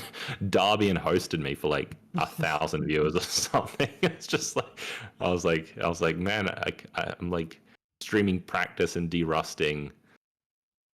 I did this for like 20 minutes, and probably like a whole bunch of people left. I'm like, with all these viewers here, the ones that stuck around, I was like, I'll do a run. I hadn't even like couldn't. I was like trying to remember from like months and months ago what to do for like the end of the game, and I was like, all right, I'll do a run, and that run was another high score world record for single segment. Like it still hadn't reached like a level of optimization it is now, but it was like achievable. I just needed to play solidly, and I did. It was a good, like, considering I hadn't fully derusted or like practiced the new ideas I wanted to use for like the end portions of the game. It was a pretty good run. And then I went and set like maybe like 3 or 4 more single segment high score records, just few extra 1,000 points at a time, like just chipping away at how good the run could be. Then I also did a blindfolded run of Punch Out, and this is an interesting sort of run because the 26, I think it was at AGDQ 2016, Sinister and Zalad both ran. They raced each other blindfolded Punch Out, as I recall, and that was like one of the most hyped runs I think I've ever been for an AGDQ run. It's probably my second favorite run behind Sinister's 2014 Mike Tyson's Punch Out blindfold run, which he died to on Tyson, but there was no Tyson strats. Now there were Tyson strats, and seeing that race was like, that was insane. Like how much more consistent the game had gotten, like for blindfolded. I was pretty familiar with the strats for it. I hadn't really practiced it, but by watching them do it so much, I was like, in my head, I'd be like counting along. I'd be like, this is how many dodges you need to do. This is what you need to do. And I beat the when I did my first blindfold run, I beat the game on my like first attempt with like very little practice actually. Um, I wouldn't say I didn't really need the practice for it. It's almost all buffered, and as long as you do the moves in the right order, um, not much can go wrong, really.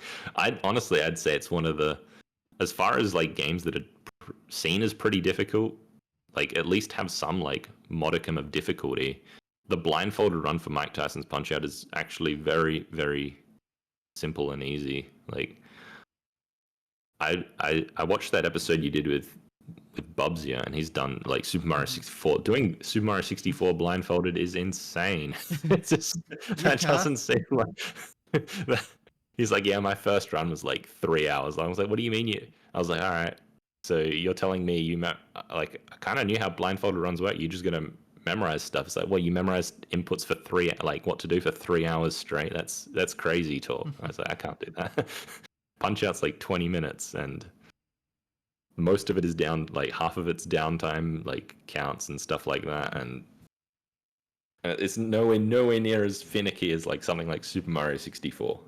That's now that I've seen some Super Mario 64 stuff, it's like there is like a good technique for blindfolded is like having standardized movement with like punching, but you get from point A to B pretty slow. Mm-hmm. And it's a 3D game, which is complicated. Punch Out, I don't even think you could call a 1D game. It's like 0.5D. Like there's no movement. All you need to do is get out of the way or punch, and that's like about it. Yeah, it's like 0.5D, and you can't lose track of where you are. You lose track of where you are in the pattern, but you're not going to lose track of where you are in the point of the screen you're on. You're always in the middle. You're either in the fight or you're not. So I never ever found a problem with blindfold. It was just like you just had to memorize what you needed to do, and I'd watched Sinister and Zala do it so much that it didn't seem like. And while they were doing it, I'd like kind of commit to memory what to do, and I had a pretty good grasp of the opponent's patterns. I was like, even if I do get lost, I can. If I do this, then I can quickly get back on track, and that's what happened. I finished with we timed blindfolded back then with real time.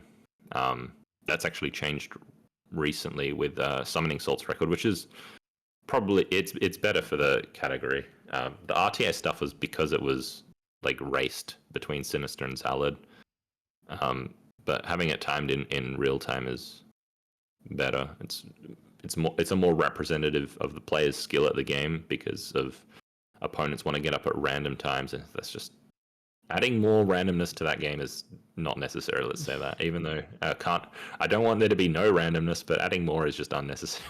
I think. Yeah, that game just doesn't work for RTA. Yeah, just how it is.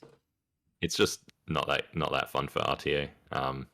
So I finished a run. I very little practice. I finished with a 27-minute time, which is good enough for like. I mean, there was 4 runners really. There was Sinister, Zalad, and another guy who invented all the Tyson round 1 blindfolded, Jack Wedge. Not round 1 blindfolded. He invented the like consistent Tyson blindfolded. Sorry. Didn't he get the first 14-0? Yeah, he did. He got the first 14-0 blindfolded when he was famously snowed in, as depicted in one of Summoning Salt's videos. That's right. Yeah. On that gigantic television in the background. Yeah, that TV was massive, and it was LCD. But I don't think it matters as much when you're blindfolded. The input lag is not as much of a problem. I don't know if there's like audio lag. Maybe, I don't know. Like the audio, what you hear. I've never done it on an LCD screen. So I eventually returned to single segment. Like Mike Tyson's Punch Out. I think Dave got his sub 16, and then that like sparked like Dave and I's rivalry kind of. Because we were so like close in time, like he got it, and I was like, all right, I'm coming back to single segment. And then a few days like after he got it, I got it. Like I got back into the speedrun pretty quick. Yeah, and that was my ultimate goal for Mike Tyson's Punch Out was a sub 16 run. Um, yeah, there's some very very cool stuff there. Um, I think during this time, I also like you said, Dave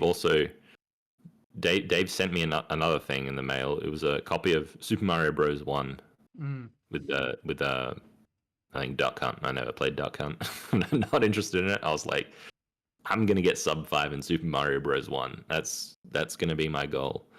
And this is before I had Power Pack as well, or I don't have an EverDrive. I have Power Pack now, but Mm. yeah, I got Super Mario Bros. One.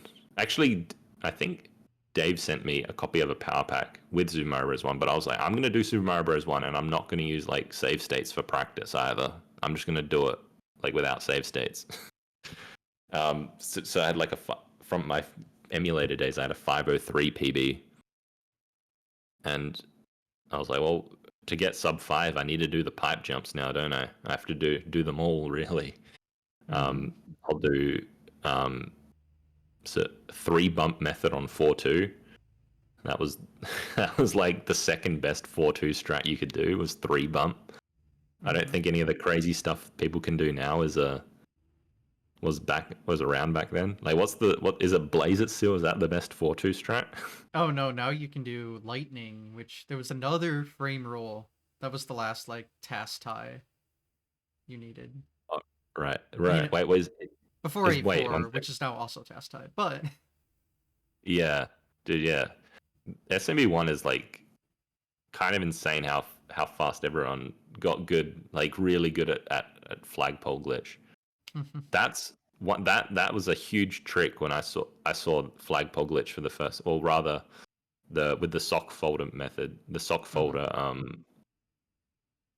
setup. Is that still the best setup Oh for yeah, it that people use for most levels? Yeah. yeah. I was like even with the sock folder method, I was like, there's too many frame perfect inputs within a short amount of time. Like it's people won't be able to get as consistent as they are at it. I was like, yeah, you can hitting 8 frame, 10, 20 frame perfect punches on Mike Tyson's like that's not hard. Then they're not like they're not in a super small space of time. It's not the density of frame perfect inputs isn't like that's not a problem for a human. No I thought the RPG is the density of easiest trick in the run.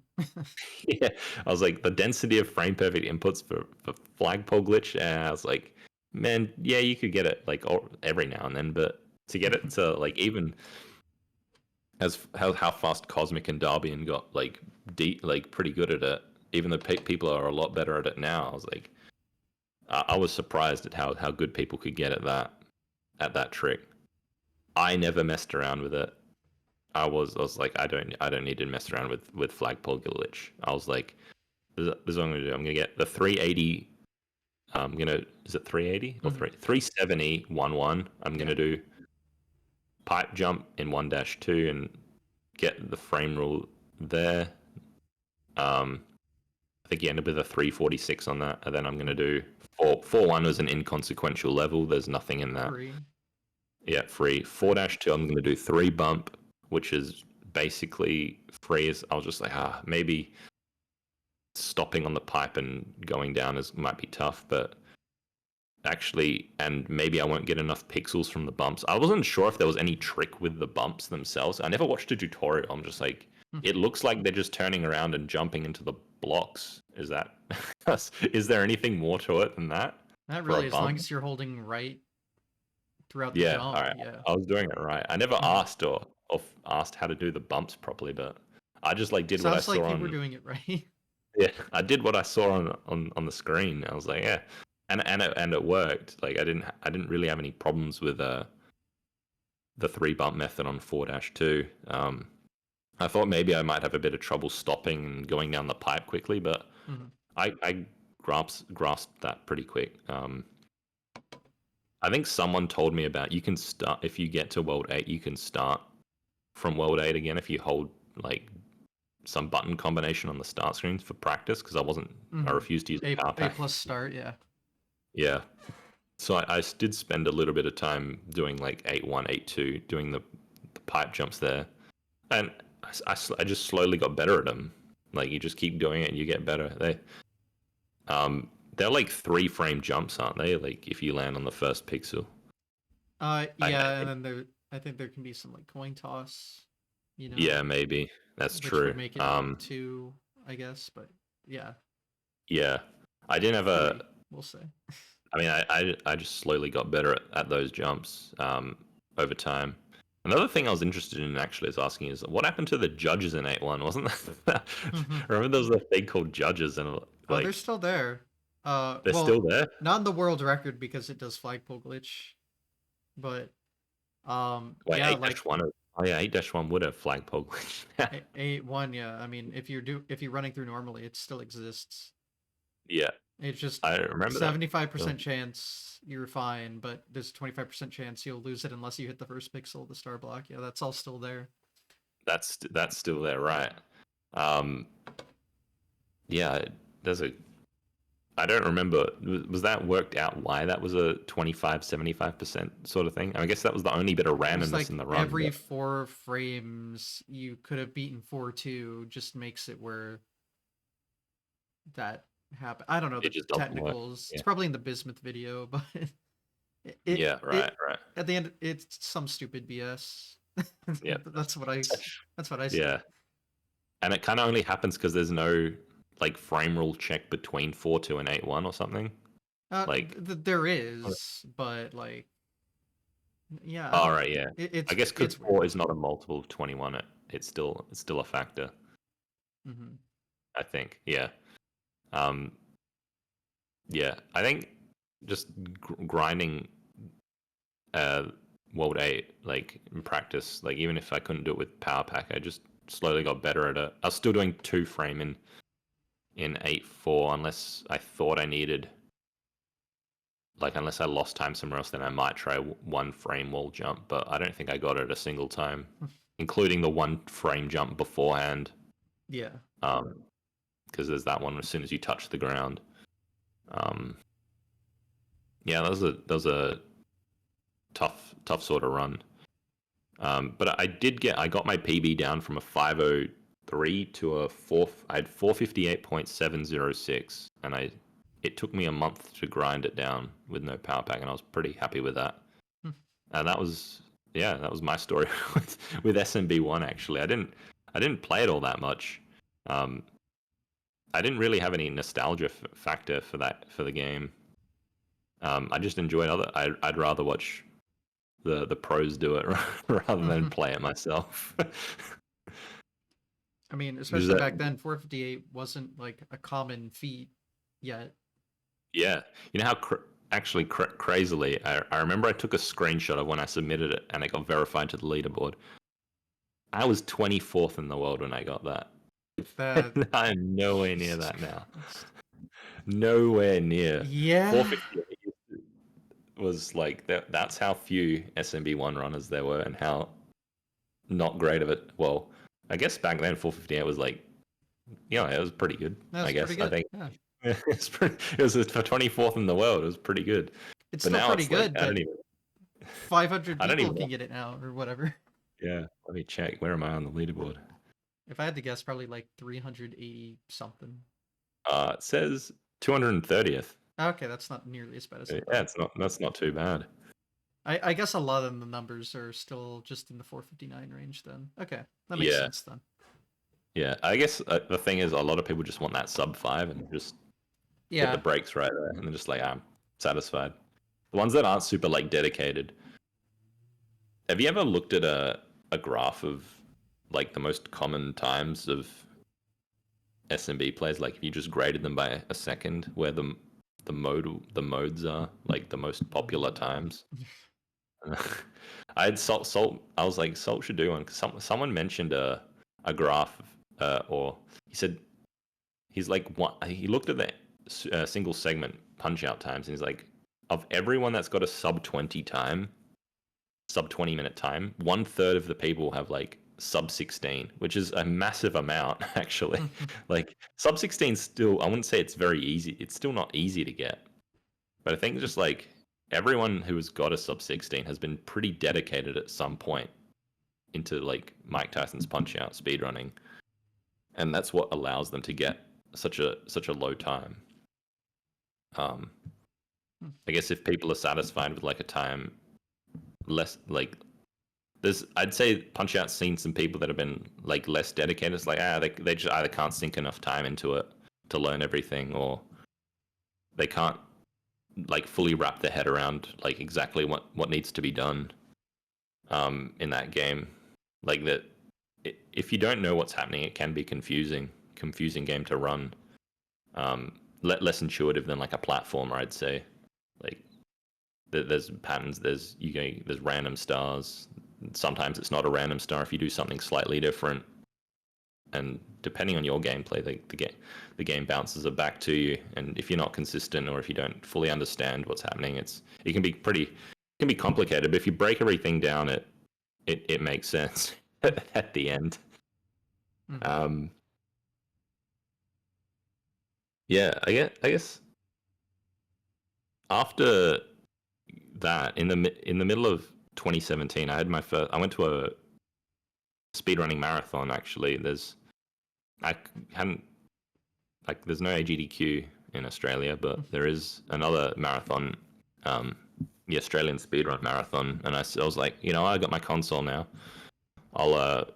And they're hosting it in the city I live in. Perfect. I don't have to spend money on flights, nothing like that. It's just like, half an hour that way. I'll catch a bus there. Didn't have a driver's license. I'll just bus it over that way. So I was like, first run. I was like, first time submitting to a marathon. I was going to be nervous for it, and then the schedule comes out, and they're like, "You're the first run of the marathon." Yeah, it's like they put Mike Tyson's Punch Out like number one. I was like, "You serious?" And they're like, "Yeah." I'm like, "All right." So I go there.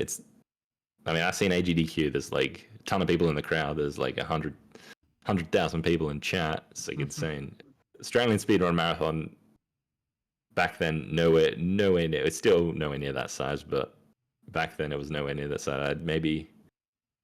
It was in the morning. I had to get up early to get there. First run, it was I think 10 a.m. or 9 a.m. or something like that, and there was like 5 people in the crowd, and I think someone said there was like 4,000 people watching. I think for some reason I was on the front page of Twitch. I have no idea how it all happened, but I think Sinister had recently got my like lore theory in my head is Sinister had recently got his job at Twitch. He had pulled some strings, and somehow we ended up on the front page of Twitch. Well, there you go. Yeah. No pressure. Yeah, no pressure. I didn't at the time. I didn't know there was like a few thousand people on the thing. Okay. I'm pretty sure this is what happened, but yeah, I did my run. I was nervous. I didn't talk that much. Like, Punch Out's not a game I can really. If I want to perform well, I can't really chat at the same time, and I couldn't. I didn't have a Zalad one or any. There's no other Punch Out runners in Australia. I don't know if there's any now, but at the time there was none, and no one else could do commentary for me. So I was like, I just have to do the best I can with it. Yeah, I performed. I did the run pretty well. I think I made one mistake early on like Piston Honda 1, but I wasn't nervous. I was like, there's no way I'm gonna lose. But I like on any of the fights, even Tyson, I was like, I'm not gonna lose. I'm pretty confident with my skill at the game. I just gotta focus, and I put that before doing put that before doing any like entertaining commentary or anything like that. And I got a round 1 Tyson at the end. I think I got the 8-second delay, which made it harder, but I still got like I think it was a 2:37 rings a bell, which is pretty good. I was pretty happy with that. And as far as I know, that was the first round 1 Tyson at a live on stage at a marathon. Sinister had done Punch Out before at marathons, but he had never gotten a round 1, I think, like on the first attempt at least. And I got it. I was pretty happy with that. I met some cool people there.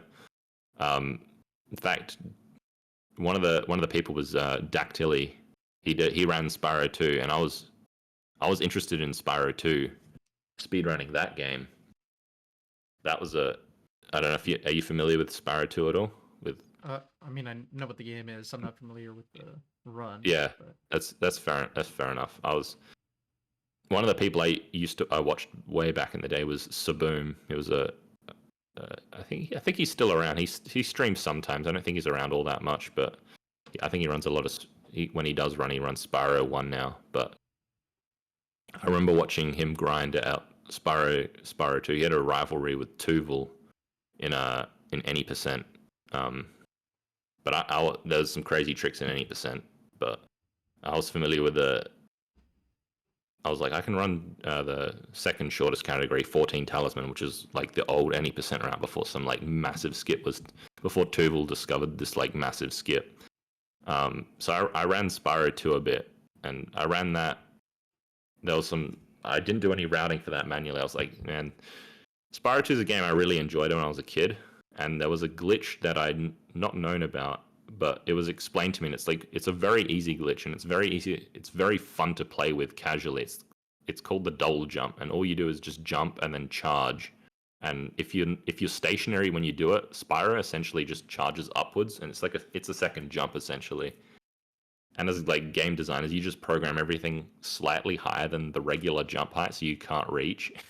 But with the double jump, it just like completely breaks the game. You can go do everything out of order, get out of bounds on like every level. And that was cool. And with that, I knew that trick's so easy to do. You can do it. I wouldn't be surprised if people did it by accident, like way back in the day. And I practiced. There was tutorials for that game. I just watched the tutorials, did the route. There's like a few tricks in every level, and I grinded that time down to I think over two periods of time I got like from like a 40-minute PB to I think I have a 29:50, something like that. Just slightly under sub 30, which is. I never thought I'd get that far. My last PB, I PB'd by like a minute and a half. I was like, sub a minute. I was like, I had gotten to like 31 minutes, or 31:20. I was like, I'm never gonna get to sub 30. There's just too much that has to go. I'm not good enough at the game, and there's too much that has to go right. And then I PB'd by like a minute and a half on my. And I got the sub 30. I was like, that's it. I'm done. I'm done with Spyro 2. That was a scene I do enjoy watching all the categories for I'd say the three main categories for Spyro 2 is any percent, 14 tally, and 100%. I enjoy all of them, and I knew there was a lot of history in that, and in those, or especially the any percent categories, which is originally the 14 tally and then which evolved into the any percent route that is now. I think Salt had started his YouTube channel and he had done a few videos, and I was like, hey, I know you like doing a lot of Nintendo stuff, but I think you should really look into doing a video on Spyro 2. Back then, Salt was when he'd do he'd make his YouTube videos, he'd like make a little bit of it, and then he'd send me that part, and I'd listen to it and make sure it made sense. And I think it was most beneficial for the games I wasn't familiar with, because he was presenting his videos, like his videos were popping off, getting 1 million views. That's how I got here. Yeah. His videos were popping off, getting 1 million views, and it seemed like I was like, all these people probably haven't played the game. They're just Salt's presenting this product, and it's super addicting to watch. I really enjoyed watching all of them, even for the games I wasn't familiar with. Normally, I don't watch speedruns of games I'm not familiar with at all. But on his videos, I'd watch even the ones I wasn't familiar with.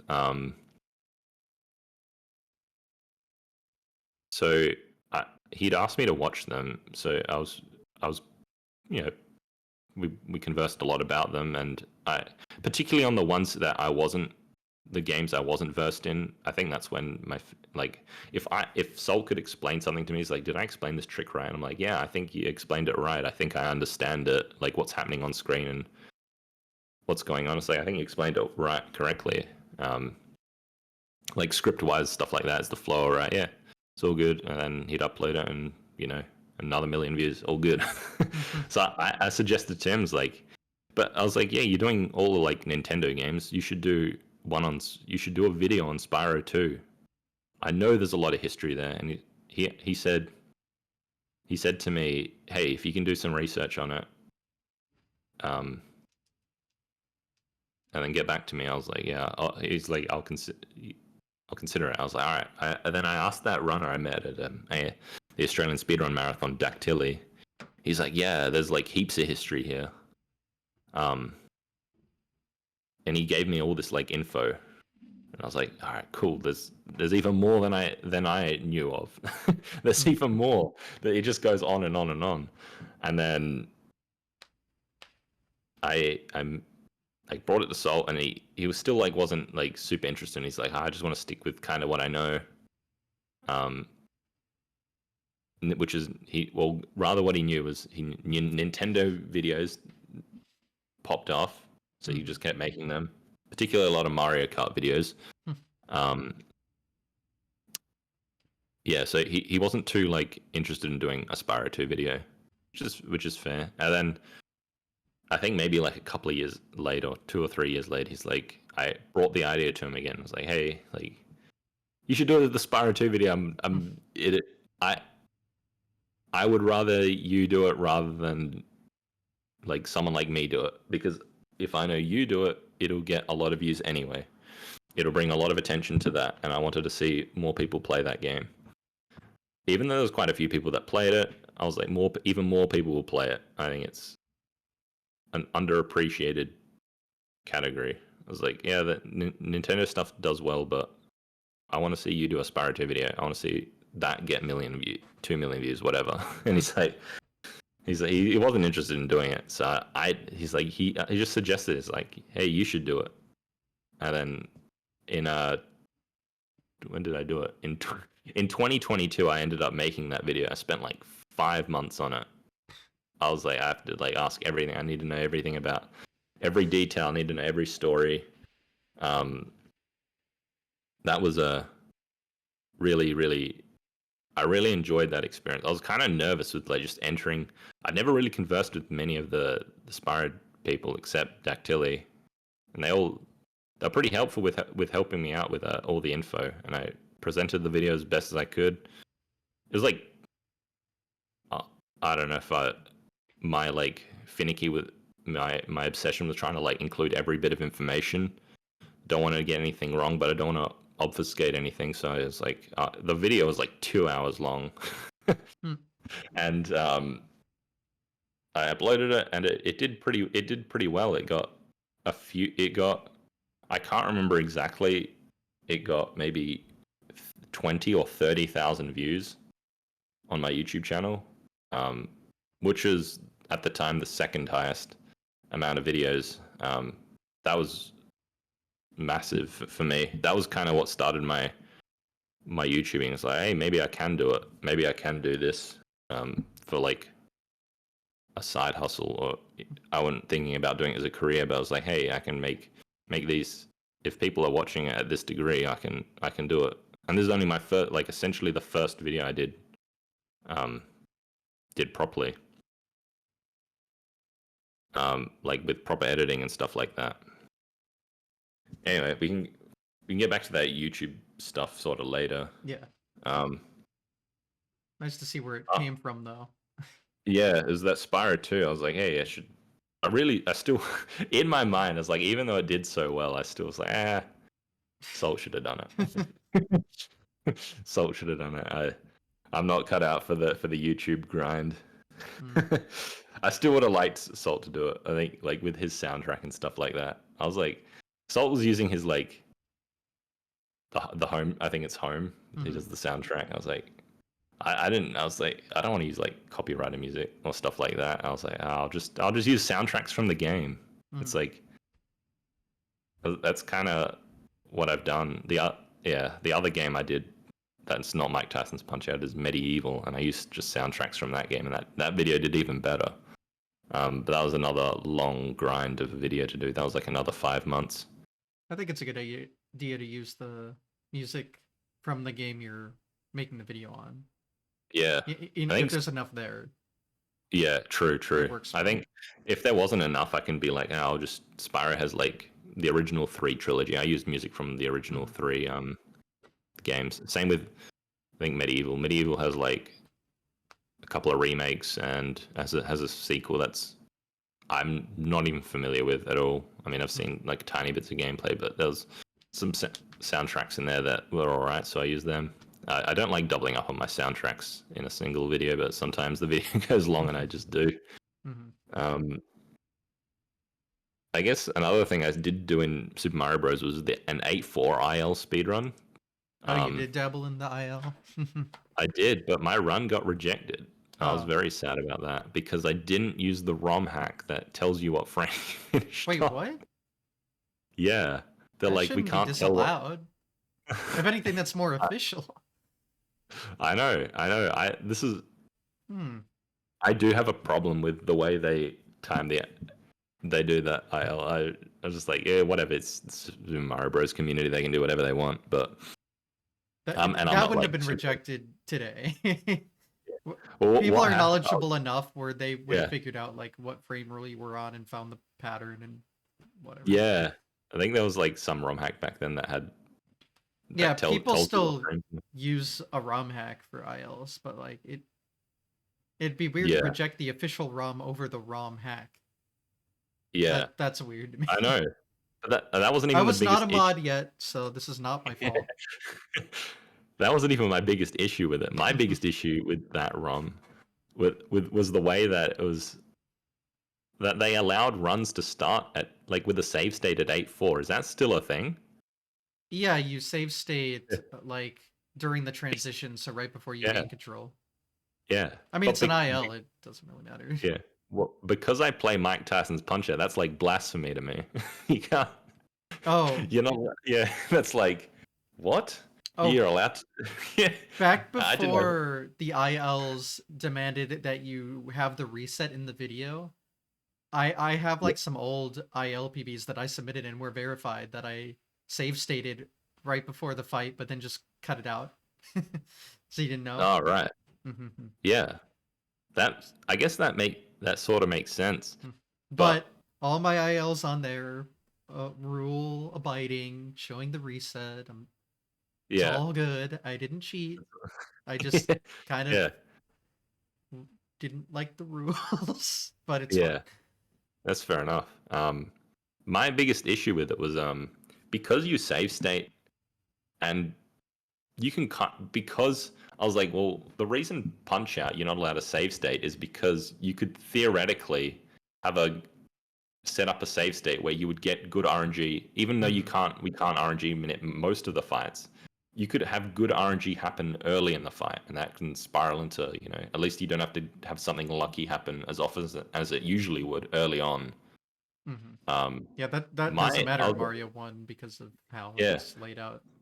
well, my thing with Mario One was because you could set up so as long as you were on a good pace, you would or a known good pace, you would get a good Bowser pattern at the end. Mm-hmm.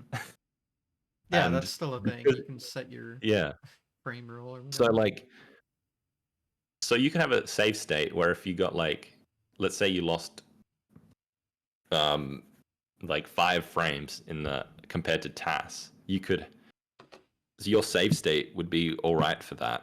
Um, and you'd be like, I'm aiming for this frame, and you can just run under Bowser. And if you lost less time, so you only lost 4 frames, then you would get an impossible Bowser pattern where Mm-hmm. he'd jump backwards and the hammers would be in bad spots, so you couldn't win. So, but if you wanted, so that was, and then if that was the record, then if you wanted that 1 frame save where you only lost 4 frames, you would have to set up a different save state where you know that the 4 frames Mm-hmm. lost would end up giving you a good Bowser pattern. So it is kind of dependent on the frame rule you're on, Oh essentially. yeah, no. So, People so specifically choose yeah, certain frame rules for the best RNG, but yeah. it's So just in an my mind, IL. that's like It's whatever. cheating. I'm like a super purist when it comes to that. I don't know. At the end of the Yeah, day, it's an IL and it's a category extension. It yeah, doesn't really matter. Yeah, I know. So It's just I was just like whatever. It's not like weighed in on my mind, but I remember at the time I was like, what do you mean you're allowed to save state? they Say care that more about the it seemed like so optimization rather stupid. than the Yeah, it whatever. seemed stupid to me, but that's whatever. And I wasn't even using power back. I played from 8.1 to do my IL. I did it from power on, or from reset, No, the essentially. stupid thing is rejecting that. Yeah, I No. think that was That the would not reason. happen. That would not happen today. Yeah, their rejectors like we can't tell what frame you like how many frames elapsed. Hmm. I was like, all right. I mean, that is I only true. did. There's no way to know, and frame counting can sometimes be inconsistent, especially back then. But Yeah, I nowadays, wasn't. people would figure it out. Yeah, I wasn't. I definitely wasn't recording at 60 FPS. I was. It would have been like my Twitch highlight that I submitted Hmm. as well. Like I only did the one attempt. I think that was the only one where I did one frame wall jump, and I probably got. I didn't even like land in the pipe like properly. Like, like it wasn't. It wasn't like anything special anyway. Um, yeah. After after that sort of stuff, I went to. I was still interested in like Fred's cool Punch Out 2 Turbo, and I was like, I can play this on Power Pack now. I can get an even lower time. Um, so I played around with that a bit, lowering the time there. I think I grinded the time down to. I think the record now is sub 12. It's like 11:50. I think it's an 11:59. It's um actually Luke. I'm still trying to get people to run this game. I'd say it's an extreme. It's a pretty fun ROM hack. It's overall it's probably slightly harder than Mike Tyson's Punch Out, except the final boss, which now is free from this that stupid strat I found, which maybe makes the game less appealing because the final boss is like a joke now. You can beat him blindfolded; it's no problem. Um, yeah, it is. I'm still trying to get people to run that game more. It's extremely fun. I have tried to get Salt to run. I'm like, Salt, you should run it. Even though I know if Salt ran it, I'd lose my record. I'm like, Salt, you should run it. He's just not interested. um, there is a Hippo Manippo for that game as well. It's not as good. It doesn't work as well. It desyncs like halfway through the fight. Oh boy, another lottery. Yeah, Yeah. yeah. So it's not a lottery yet though, so you can be fun until you make it a lottery. Then it's not a lottery. um, yeah, the record in that I'd say it's pretty optimized. I as far as like my speedrunning, I've never been able to get like a perfect run of anything. There's like a 6 second mistake that I shouldn't make, and I made it in like the second to last fight. It's not like yeah, I've never had like a run where I've like, hey, even though I might have lost a few frames here and there, I've not had a punch out run where I've gone through a game and not made like a mistake somewhere in everything. So yeah, I grinded the Fred's time down. I made a blindfolded category for that. Blindfold in that game's harder than Mike Tyson's Punch Out because the patterns are so like less crazy. Like in regular Mike Tyson's Punch Out, it's like you get like usually consecutive punches of the same type of punch, but in Fred's it's kind of like all over the place, and because it's like PAL timing, nothing kind of like quite syncs up properly, and some opponents do some crazy punches, and yeah, it's a bit more it's a different game. It's like essentially it's like a Kaiser game for Mike Tyson's Punch Out, like how you'd expect like Super Mario World Kaiser, like that sort of thing, but for for Mike Tyson's Punch Out. Um, yeah, cool game. I'd eventually routed blindfolded for that, and I completed a couple of runs. No one else has done blindfolded for that, so I guess I still have the record. I can't remember if I made a tutorial for blindfolded. I was like, yeah, maybe people will be interested if I make a tutorial. Don't think so. I can't even remember if I did that. After that, I went back to Mike Tyson's Punch Out single segment again, and I beat my PB after maybe in a month or two, I brought it down from my first sub 16, which I think it was a 1558, and I beat it. I brought it down to 1542, which is a sizable PB. I was like, hey, I'm pretty happy with my time now. My original goal was sub 16, and since then, a few more strats had come out, and people could get lower and lower times. So 1542, I think that was good for I think I was even with that time, I think I was technically second place for a week or something. Salt had the 1512, which is insane. This is still before Hippo Minippo came out. He had a 1512, and I was second place for a week, maybe, with half a minute behind. I was I never had aspirations for world record in a single segment for Punch Out, but I was just kind of happy with my sub 16, and then after some new strats had come out, I was happy with the 1542. Yeah, that was second. I'm surprised, but I guess this was a while ago. Yeah, that's true. During all this time as well, I was still interested in tassing, and I'd done some high score Mike Tyson's Punch Out tassing, and another thing what I did was a minimum punch test. I was like, how many games what's the fewest amount of punches you can beat the game in?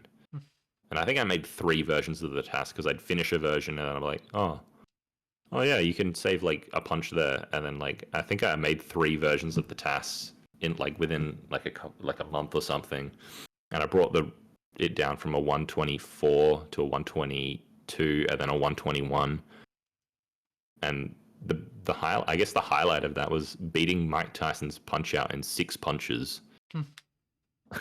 You can beat him in 6 punches if you go to round 2 and hit the one punch knockdowns. And Salt was like, hey, Salt saw that and he's like, you should do that fight, but do it in real time and upload it to YouTube and and title it beating Mike Tyson in 6 punches, exactly that way. It's it'll pop off. And it did. So I went, yeah, it was, yeah, Salt's 400 is a 3000 IQ move, and he's like, he is deep into the algorithm. Yeah, he's like, this will work. He's like, I'm not even gonna steal this for my idea. He's like, Pat, you should do it. So he's like, all right, I'll do it. I was like, the strat's not hard, that hard to do. I think I grinded it for 30 to 40 minutes or something, and I got it. There was 3 people watching me in chat. I did it, uploaded it to YouTube, and then then 500,000 people watched you do. Yeah, it was a little while later, it was a lot of it just got I guess I got recommended to a lot of people or something insane like that. Yeah, it was, that video went off. I think it has it's nearly 700,000 views now, and it's 2 minutes long, and it has basically no commentary, and the quality's 240p uploaded in 2018 or something. It's it has a lot of views. I don't think I got many subs from it or anything like that, but in fact, I'm almost sure I didn't, because it had a few 100,000 views even back then. I still had less than 1,000 subs on YouTube. It was the only video I had that had a lot of views, until I got so the Australian Speedrun Marathon came around again in 2017. I was like, all right, I did Punch Out last year. This year I'll do blindfolded Punch Out. I know how to play that. In fact, I was even more confident with it now. Really, I'll play it. So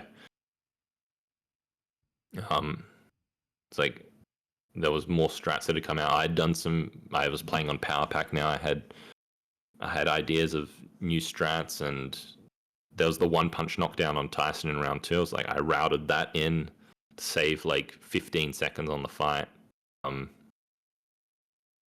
there was a few other tricks, because we were still running RTA. I was like, hey, this if we don't do the fight this way, which is what everyone does in regular single segment in-game timing, I'll do it this way for real time.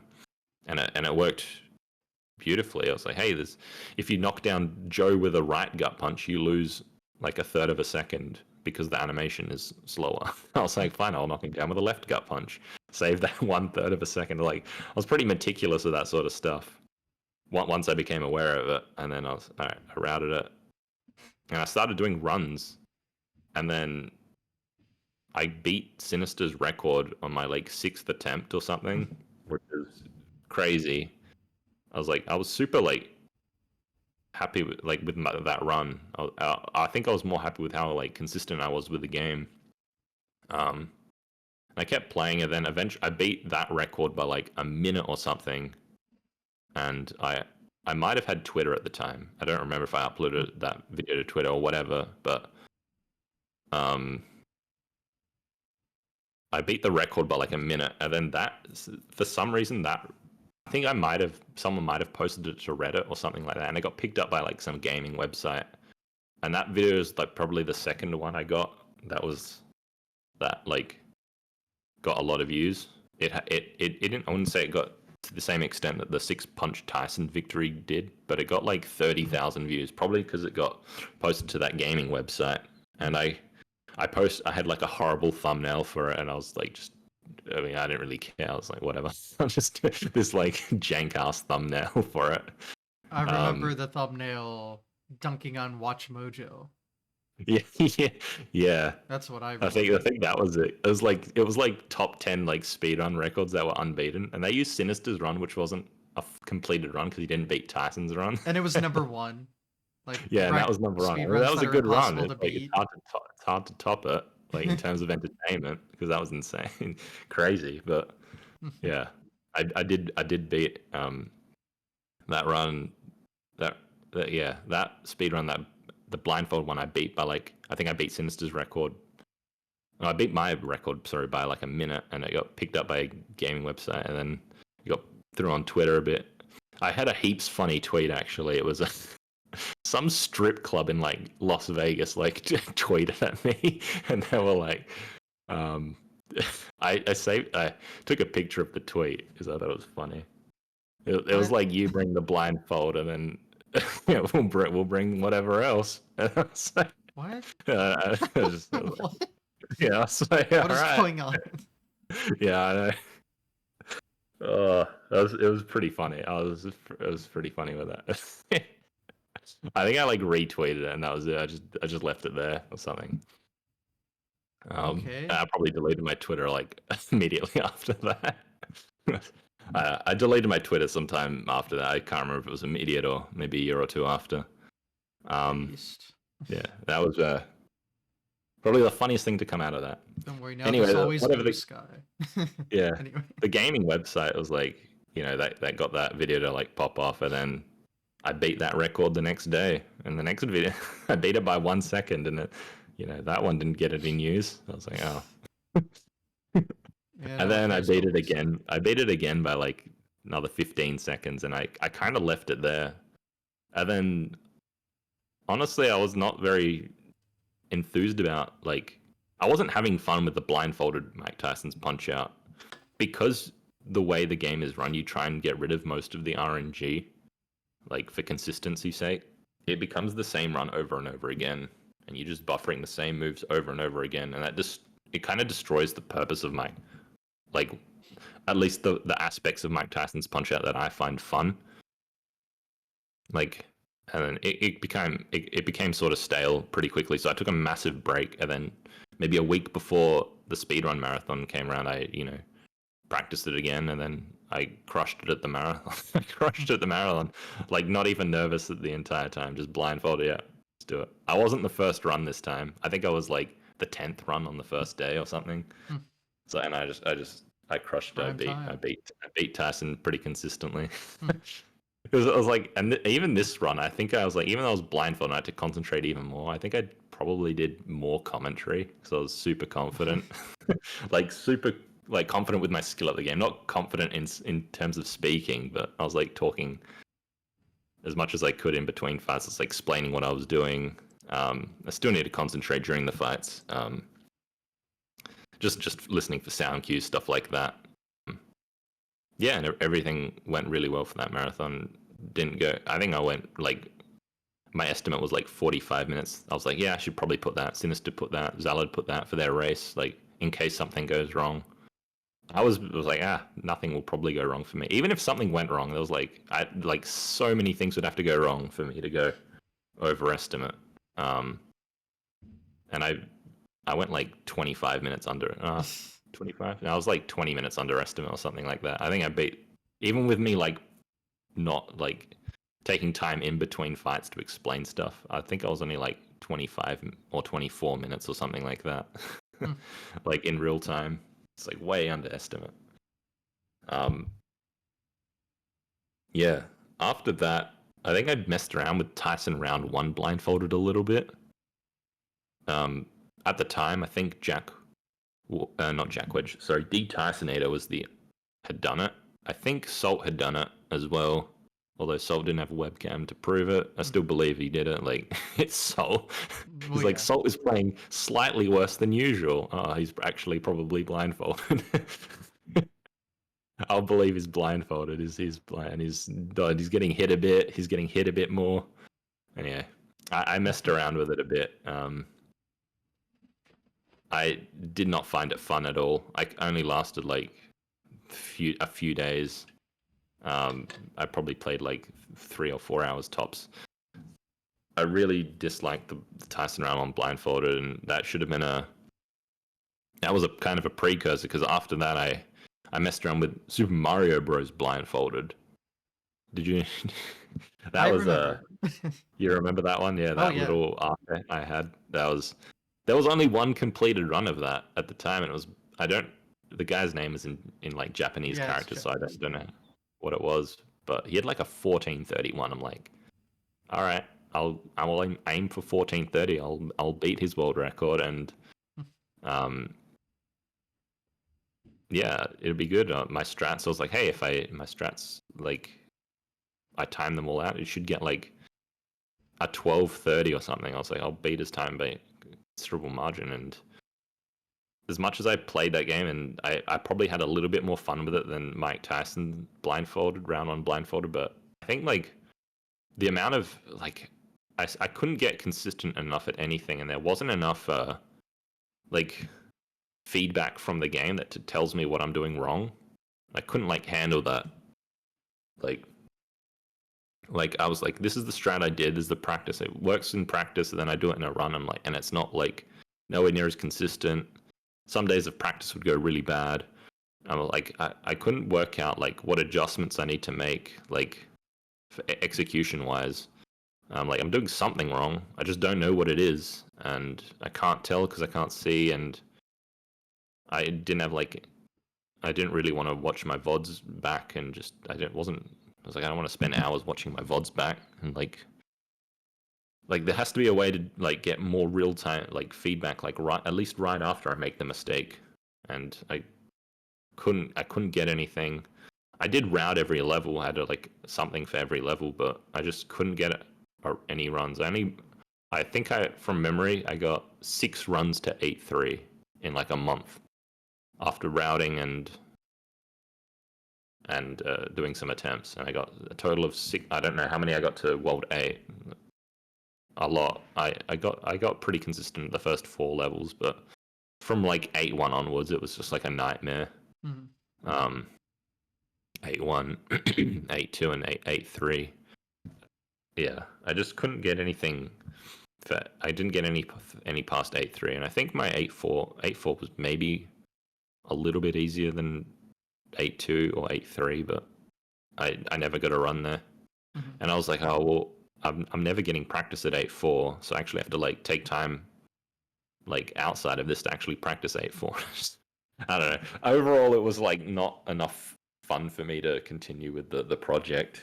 So yeah, I didn't get very far with that. I didn't know about like the blindfolded community. Like I didn't know about.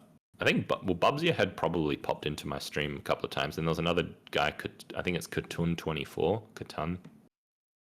I don't know. I think he does another. He also does blindfolded stuff, or he did anyway. And they're watching me a bit. Cosmic helped out with he had like a 4-2 strat that really helped out for me. Helped me out there. Yeah, I don't think Cosmic was ever interested in blindfold. I mean, he had the strat. He's been interested, but just yeah. not yet.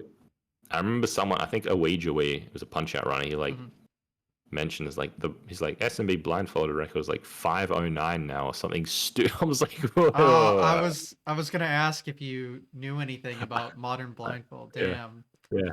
I No, was like, I hadn't concentrated on it at all. I remember I was like, someone like just after me, like maybe a year after I did, I was like, someone beat that record and they beat whatever like the best time I could have gotten, which was like I was like 12:30. Someone had gotten like an 11 something probably or mhm. something like that. And then I think it was like earlier this year or last year. So like a wager was like, yeah, it was like Super Mario blindfolded in fire, and I'm like, what? Whoa. What do you mean? That's not Yeah. possible. That's not possible. Like, well, he just I he was just gonna visualized ask the game what. in his head and play. Like, what? Yeah. What do you mean 509? I was gonna ask if you or have you guessed what you think the time is now. It's 5:10. Yeah. 510. Yeah, yeah. And I was. yeah, that's It's that. verified. It's got 2 frame wall jump, and it's with fire, so it's only like 6 seconds slower than a good eyes open run. Yeah, no, Yeah, that's that's. real.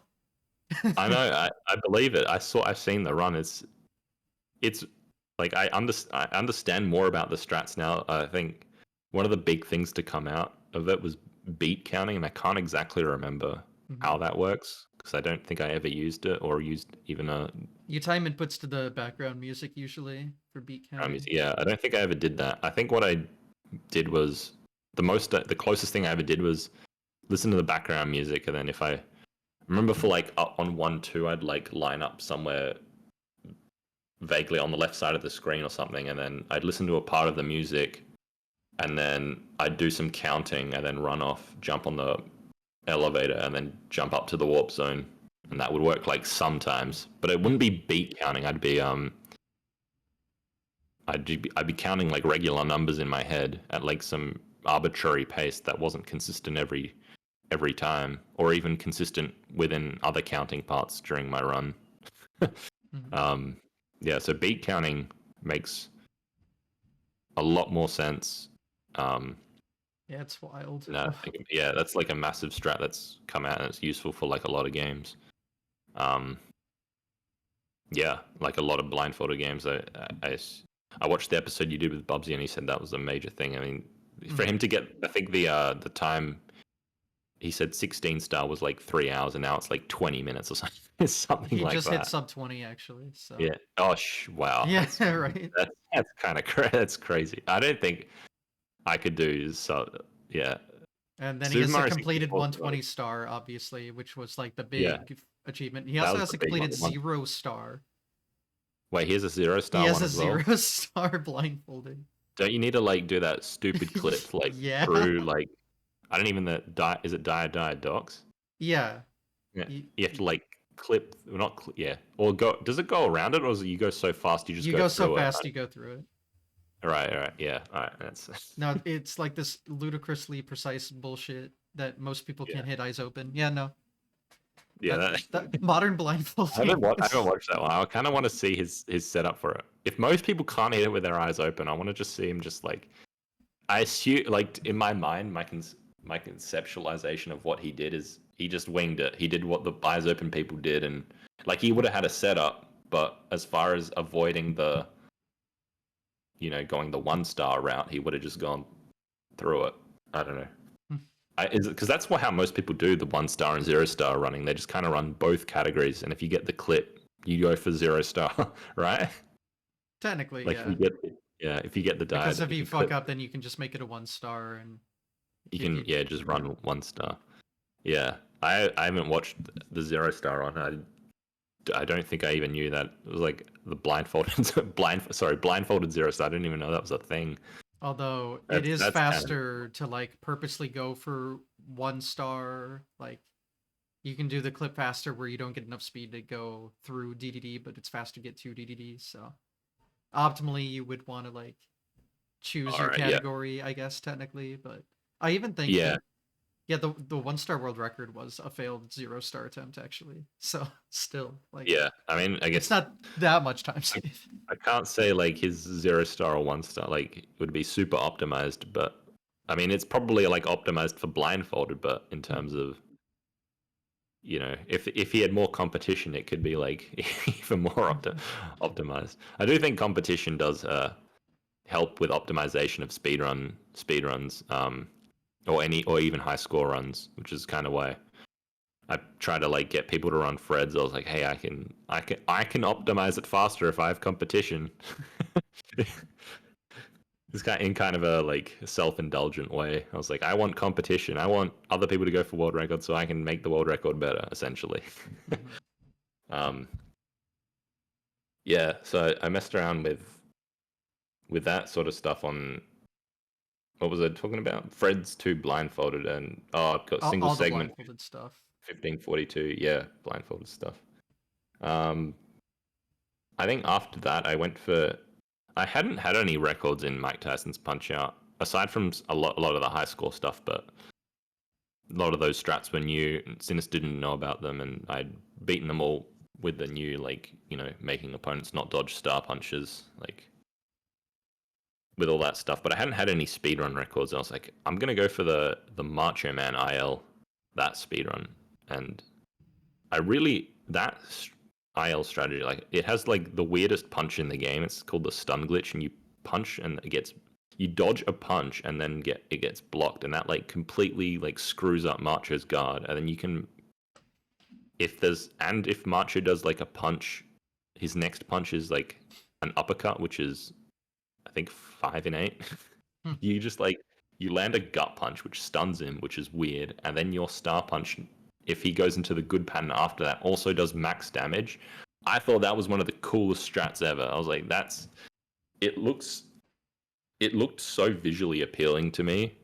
And not only was it visually appealing, it was like appealing for my hands to play. Like, this strat was like that I grinded this strat so much.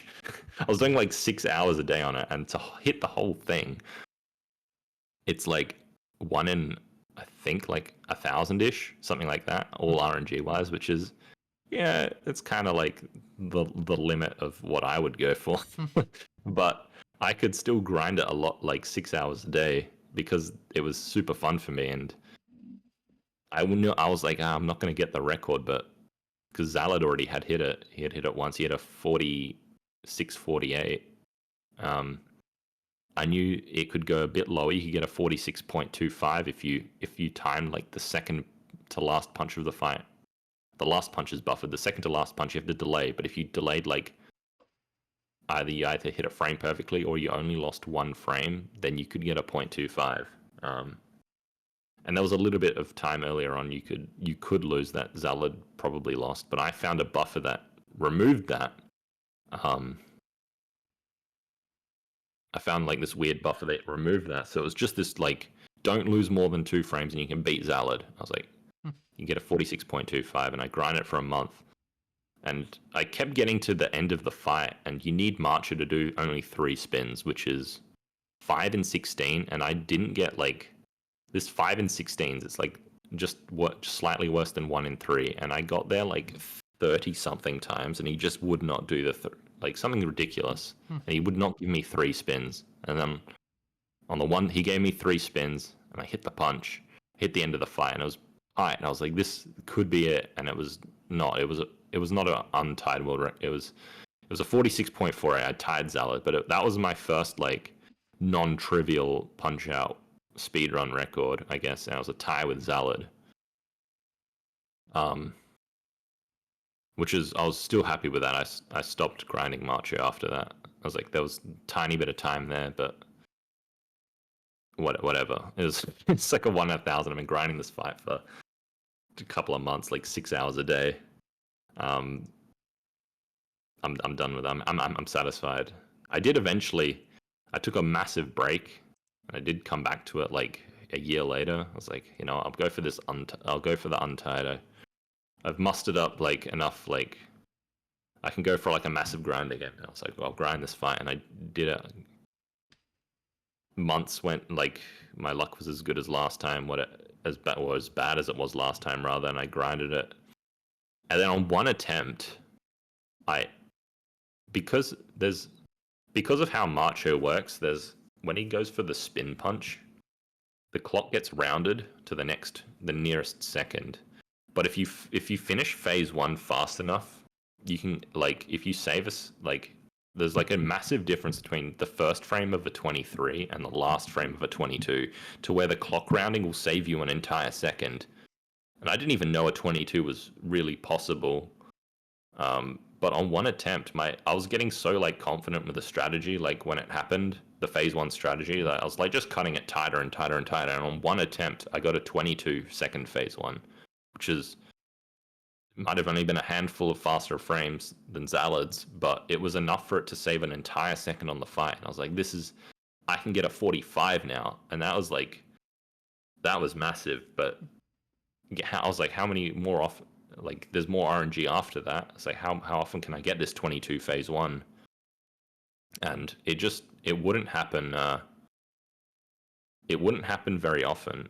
It wouldn't happen often enough. And I did find another thing that saved like one frame, but to like, I was like, firstly, I was like, how many frames of leeway do I have? Like, how many frames in phase one can I lose in phase one? And it turned out to be 6, and I could still get the 22 phase one. I was like, and there's 6 spots you can lose a frame, or lose any amount of frames really. And I was like, it's 1 frame on average in each spot. And then I found like a 1 frame time save, but it didn't boost my my consistency at all. And I think I counted. I only ended up having 20. I think I had 17 21-second phase 17 22-second phase ones in like 3 months of attempts. I could not finish a fight with that. Unfortunately, I managed to tie Zalad twice more, and I was like, that's it, I'm done with Macho. I tied him, I got 46.48 twice more, and on the third, I was like, that's it, I'm done. I couldn't even get that like 2 frame time save at the end, and on both of them, I was like, that's it, that's the 0.25, I'll get record, even if it's by just 1 increment instead of like a whole second. And I didn't make it. And after that, I was done with Macho. I never played him again after that. Even though it's a super fun IL, the record is like 2 seconds faster than that now. I think people can do like the TAS phase 1 strat, which is like, man, that's like stupid. I've not even messed with that. It's like the same odds. You just have to hit like, instead of like, you have 6 frames of leeway, you have to hit like 4 frame perfect punches, and you have like 6 frames of leeway on top of that. Yeah, it's like super stupid now. I have no chance of ever going for record in that, and I don't think I ever will. Sounds like most fights in modern day. Yeah, most punch out fights are kind of crazy now. They're just like super duper optimized. Like the last one that I think will be, well, not Salt's optimization of the Sandman IL is like insane. Like it's like a 1 in 114 fight, but you need to play like, and you can lose some frames. There's like a specific amount of frames you wanted to lose in phase 1 plus the first half of phase 2, and then not lose any after. And there's like a bunch of frame perfect hits, which is, you know, they're all different to the ones you hit on Tyson. Salt's good at the Tyson ones, but I guess he's good at all of them, really. He managed to max that out, and that's only like a 1 in 114 or something fight, something like that. And I think that might be the last one we see, at least we will see in our lifetime, because the next easiest one I think I put the next easiest one as, it's tough. It's either Sandman or, sorry, not Sandman. It's either Bold Bull 1, which takes a lot of time to get to since we're not allowed save states. And that fight's like 1 in 1024, and there's like even more like hard shit you need to do in that fight.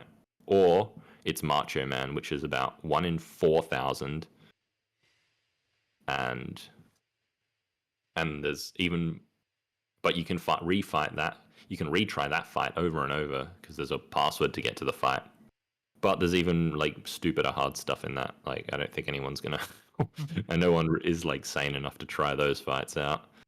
And then there's all those other fights that are like, yeah, I'll see you in the asylum when you go for them. No one wants to go for Don 2 or Bold Bull 2 or Honda 1. Those fights are, beyond the sane. No one wants to go like. Yeah, I think that pretty much covers most of my the bulk of my speedrunning stuff actually, because towards like 2020 the end of 2019, and well, after Hippo Minippo came out, Lucandor was probably my nearest rival. I was a bit ahead. I was quite a ways, maybe like 15 seconds ahead of Dave P. And Lucandor was my closest rival. We came up with Hippo Minippo, and he lowered his PB with that in single segment to like 15:34, I think, and I still had a 15:42. I was like, all right. I wasn't super enthused with running single segment again, but I was like, hey, Hippo Minippo's out. I can get more consistent runs now. So I was like, I'll run single segment again and get a couple more strong PBs. And I think I derust. I hadn't played the game in a while, like single speedrunning it anyway. I derusted and learnt Hippo Minippo. And within 3 weeks, I lowered my time to like a 15:35 and then a 15:24. 3 weeks, I lowered my PB by like almost 20 seconds, and it's still like probably not hit.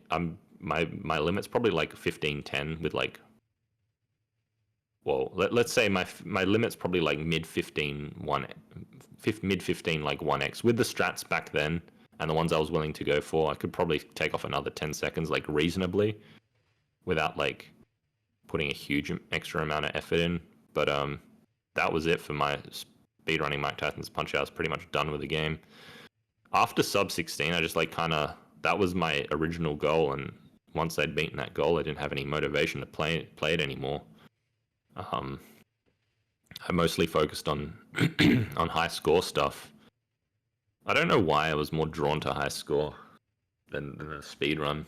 To me, the two hobbies are like they fall under the umbrella of competitive single player gaming compared to like competitive multiplayer gaming, which would be like playing, I guess, like League of Legends or StarCraft or Call of Duty or Halo or whatever, like something like that. The two hobbies are pretty synonymous with me, and like I just preferred to play high score. I'd say that I guess there's technically more RNG, but it also evens out more.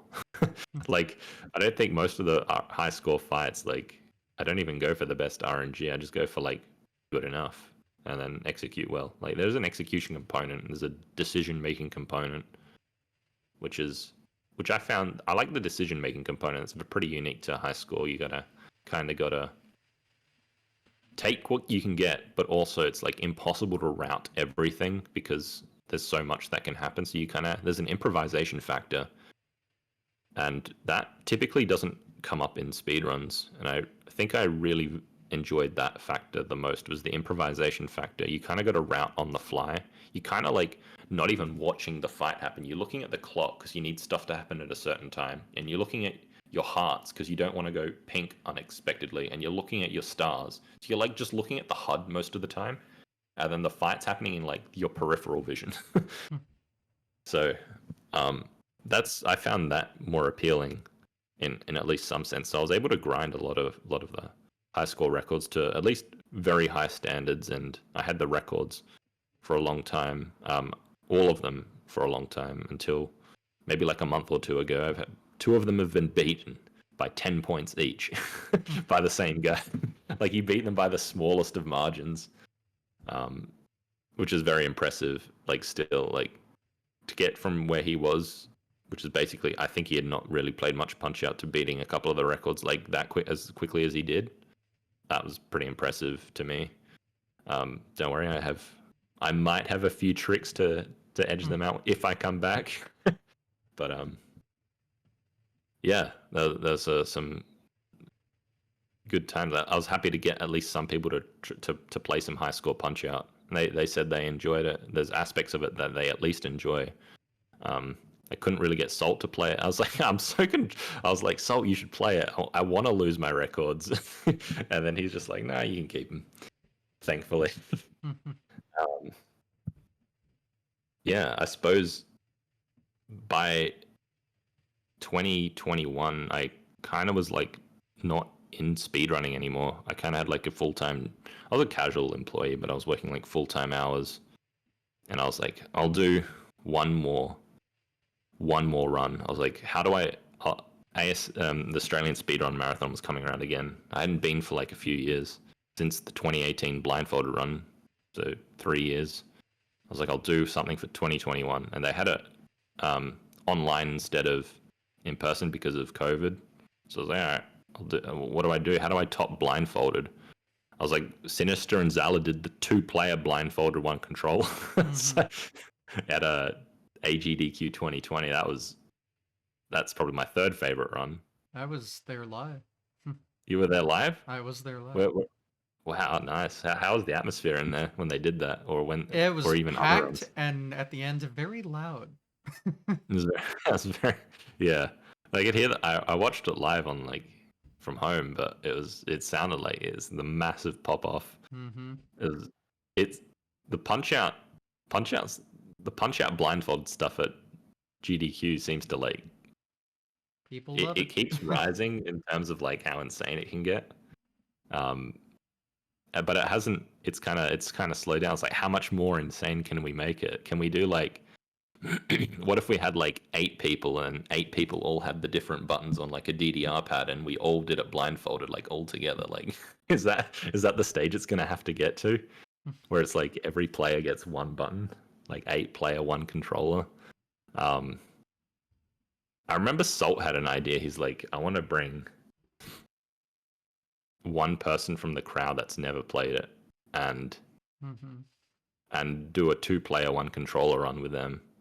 I can't remember if he wanted to be blindfolded or not. I don't think so. Yeah. However he wanted to do it. I remember this idea though. Yeah. I was like, that's a hype idea, and I think it's very doable. I think he submitted it once and it wasn't accepted, which I think there's just like they might have been like, yo, we can't just get a random person to come. I think in today's GDQ they'd accept it easily. It's like, how do you submit that? How do you have a submission for it? Because you kind of like, I'm bringing a random person from like the street into my house, and we're gonna. It's like you want a 2-player, 1 controller punch out, and I need to submit a run for GDQ. But the thing is, it's actually, as long as the experienced players on the D-pad, it's actually pretty achievable. I think it's a very achievable run. Yeah. As long as the other person's willing to like be coached and listen to and like listen to Salt's instructions, it's doable. I think it works out. Hopefully someday. I think they'd accept it in modern GDQ. So we'll see. Yeah, I haven't watched a GDQ since AGDQ 2020. I basically only watch it for the punch out runs, and there hasn't been one for a while. They've been getting into the more wacky ideas, so it's like nice. Like indie games or just like what sort of ideas are they doing? Like they'll do showcases of like non-speed runs, like they'll do a Clone Hero or some other rhythm game or Tetris stuff, and this year they're doing a PS1 mystery tournament. Like they're doing more. Not just game category play. So all right, yeah. Does that stuff like, does it seem popular, or they want? I think so. Yeah. Like they accepted our Mario 1 tournament with like everyone on the same screen thing, little showcase. Like that's different than the usual. So. Yep. I remember there's a few other runs. I remember, even though I'm not a huge fan of Tetris, I think they did like a showcase of that. Some like Tetris thing. It was like 4 people playing. I can't remember what GDQ it was at. Yeah, they did one a long time ago, but it took like an hour to set up or something. Yeah, it might have been that one, but I didn't see the setup. But that was entertaining as hell to watch. That was some high level Tetris. They're doing a big Tetris thing at this next one, so. Yeah. Definitely. I don't know what it'll look like, but I'm interested, at least. Yeah. There looks like there was some cool stuff there. But yeah, it's getting a lot more unique, I'd say. So. Yeah, they're branching out a bit. That's fair. So I mean, again, some eventually, more like, absurd idea like that would have been rejected 5 years ago yeah, probably has a much yeah. better chance It's now. it's probably like, yeah, we can't have like Super Metroid race at the end of the run every year. At the end of Oh, the they GDQ still every find a year. way though. Let's still find a way. It's I'm not familiar with Super Metroid, but I know it's pretty high. And it's a SGDQ fast 23's pace finale was a Super Metroid. It was two race. player That's 100% co-op thing, I think. And then all right. I didn't, is it a yeah, co-op? I didn't even know it was a co-op game. Maybe it is. it was I don't know. like I've never played it. I think they used some software to make it co-op. It wasn't like a All right. built-in Yeah. thing, but yeah. And Yeah. then Well, that's cool. I guess there's always those task showcases where mhm. they do some insane stuff, man. Just like what Yes, the I remember task is just still there. So the one they did for Super Mario Bros. 3, and Mitch yes, the one with Mitch. Power Yeah. played it. That was awesome. And the other one I remember watching was the brain training one. Because I remember Oh, playing the brain yeah. training when I was a Brain kid. Age. Yeah. Yeah, With brain. the Yeah, where they drew pictures and it was like, yeah, that's right. yeah. They just drew whatever they want, but it's TAS. I don't. Even though it's TAS, I'm like, how does I kind of still want to know how it works. Like what? It's Yeah, just it's don't you have to using the at least, image even if your recognition. handwriting's bad, don't you still have to write the correct answer? Mm. Yeah, that They're was some abusing cool it in stuff. some way. Yeah. So yeah, by 2021, I was like, I want to do one more run at ASM, and I was like, how do I top that? I don't have a. It's like, how do I top 2-player, 1 controller blindfolded? And I don't think I was like, yeah, it's not possible. I can't do it. But there's still there's no other puncher. I can't even copy the run. So I was like, what if I do blind? I don't think many people have seen me do this run, but I did blindfolded with one hand of Mike Oh, Tyson's Punch Out. Yeah. yeah. Okay. No, you know why no one's seen it? Because I didn't stream my practice for it. But you know why? Because I didn't even practice it. I didn't practice the run. What? I submitted it. I submitted an attempt of it that I did offline. I was like, I I got to like Bold Bull 2, and I was like, I told the organizers, like, it's like, hey, that was pretty like fun. I did this with no practice. I got to Bold Bull 2 with one hand, blindfolded. If you accept it, I'll put the time in and practice it. And then they accepted it, and then the event came closer and closer and closer and closer, and I still hadn't practiced it. Brilliant. Yeah, I still hadn't practiced it, and it was the day before the event, and I asked for some time. I was like, this event's happening. I can't come to work tomorrow, and they let me off work. So I was like, all right. Hmm. The day before the event, I was like, all right, can I at least remember what I did up to that point? So I got up to Bold Bull 2. I was like, I got pretty consistent at that. I went to bed. It was the next day. The day of the event, I have not practiced Don 2 through Mike Tyson. Oh my The god. day of the event. And my run was at maybe like 3 p.m. and I spent like all morning, like literally, imagine like practicing for the exam on like the day of the event. And I beat Don 2. I eventually did beat them all. I beat everyone blindfolded one hand. And it's time to do the run. It was probably the most unprepared for a run, and I wouldn't say I was nervous, because I knew either way it was going to be like at least fun, because in my opinion, the blindfolded stuff has like an appeal when, I don't know, watching it, it's better if it's a close fight rather than like a complete demolition. Like if there's a lot of close calls, it's like entertaining. But the way I had played blindfolded with 2 hands like years prior, I just demolished all the fights. Like it was like no issue. Just there's no chance of me losing really. But with this, I was like, almost like any of the later fights in the game could go any way they could have. I mean, I could theoretically beat all the fights, and I'd beaten Tyson just like today. I was like, I had beaten him blindfolded one hand. I was like, all right, we can do this run, no problem. So I started up. We get through Glass Joe. It's like I had the only way I could figure out how to do this was to duct tape my controller to like the desk, Hmm. and then I had like a crappy laptop, and I was like, all right, the only way I can show on one hand is to have like my blindfold on, and I'll have my hand like on my face like this. Mm-hmm. So I was playing through the game, and you know, we had I wouldn't say there was close calls because you kind of need to get hit quite a bit and knocked down a couple of times to have a close call in Mike Tyson's Punch Out. But I wasn't breezing through the fight like later fights very easily. But I wasn't breezing through them like as I usually would. But I got to Mike Tyson at the end, and I was like, "This is it." And I did the blindfolded buffer. I was doing like the old super easy blindfolded strats. I didn't really the thing with blindfolded me was I hadn't really lost. The hard part was just converting all the strats to one hand.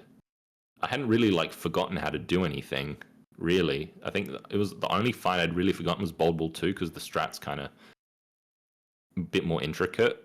But the Tyson stuff I had like remembered, and I managed to get through round 1. I was like, all right, this is it. This is the home stretch. Round 2 is not that hard.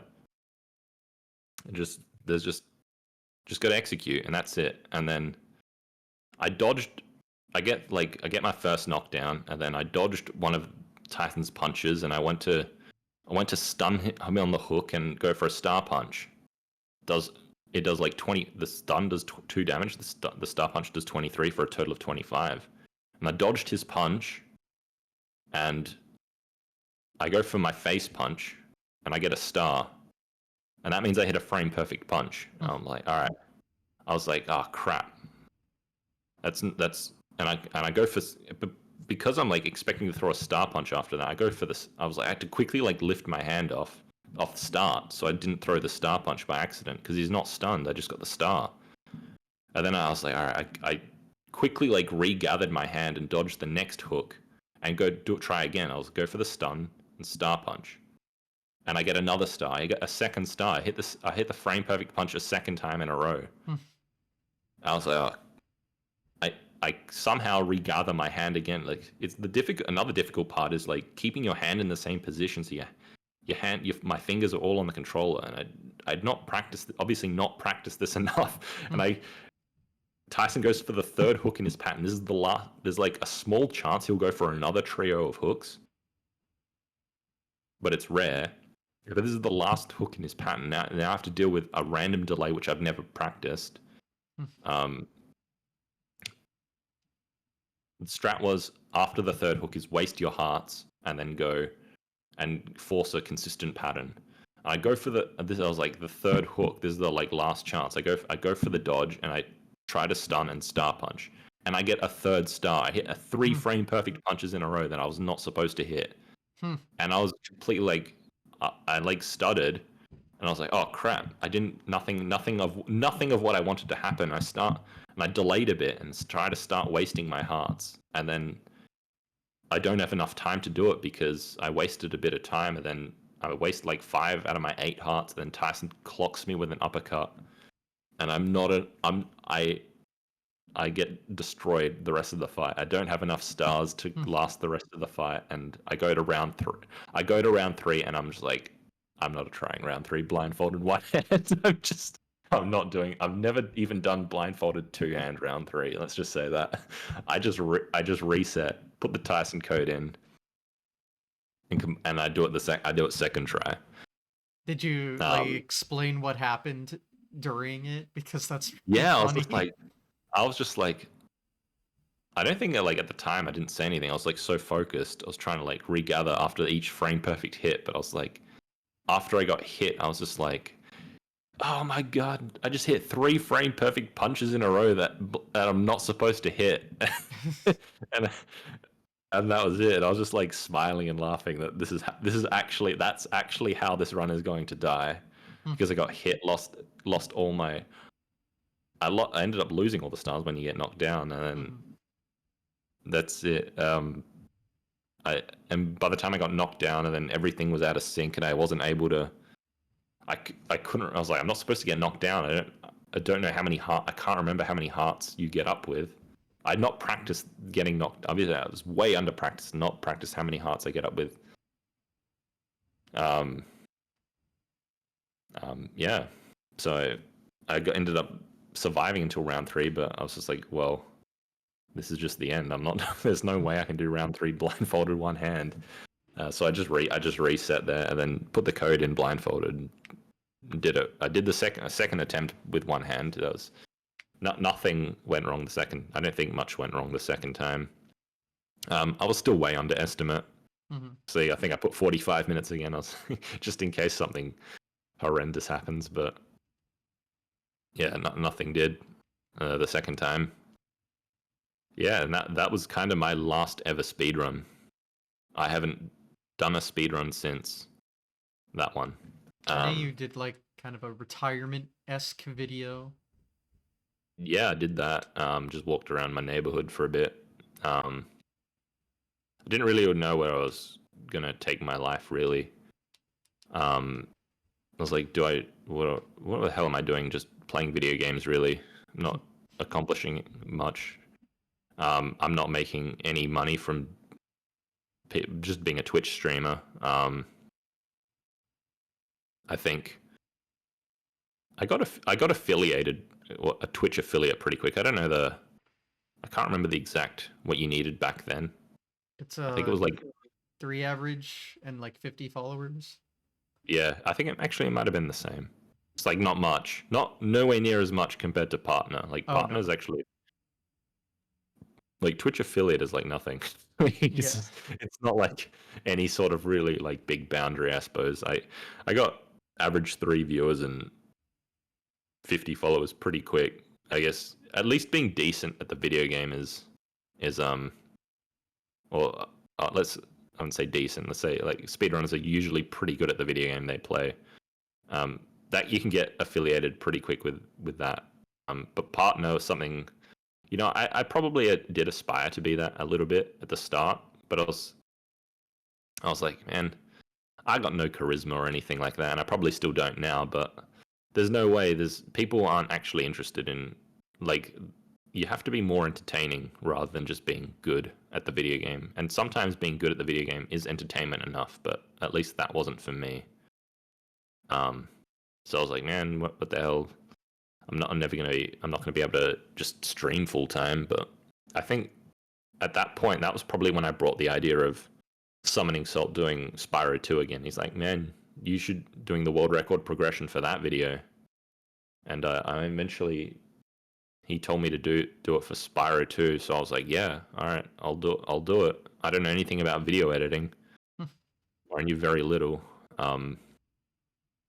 So I bought a mic, and I made that video, and it got like, I think it got like it was doing better than just what I'd usually upload from Twitch, as in like just highlights and stuff, just having the good content. Like at least you make it sort of documentary style. It's a bit more than just gameplay and stuff like that. And I went into it a bit, and yeah, it had a slow start, and it's kind of had a couple of bumps from other videos I've done, right? In terms of how well it's done, but it was a good start, and I think it has like 150,000 views now, which is probably why I still think Salt should have done it, because if Salt did it, it would have had like 2 million or whatever, at least. Like, I don't think Salt's done a PlayStation game, he's not done a PS1 game yet, has he? Mm-mm. Or any PlayStation games? I know he's done like Halo and stuff, and Half-Life and Portal. Yeah, those are more like PC. So Yeah. But I don't think he's ever done like one of them. He's done a lot of N64, and that's the same generation as PlayStation. But I don't think he's done any PlayStation games. But I still thought like there's a lot of history in the category of 14 Talisman and any percent. So I spent the time researching, talked to like the whole community with it, and yeah, I mean I wouldn't say they were like ultra enthused with me making the video. Well, I'd say a few of them were like, "Yeah, you should do it. There's quite a bit. There's enough here." So it was kind of like, how do I ask the people for this information? I don't want to be like just like I want to know stuff. I want to include it in the video. So I'm just badgering them with questions like for months. It's like, what's this? How do I get in contact with this person? Is this person even still around? It's like I needed to talk to Saboom a lot, and he hadn't been around for a long time, and he didn't have I don't even think he had access to his like old Twitch or something. He had deleted his YouTube channel, which had I was subbed to, but I couldn't access anymore. He deleted the channel. I couldn't access any of the videos he had uploaded there. Thankfully, he didn't delete his Twitch because there was he had a lot of PBs there.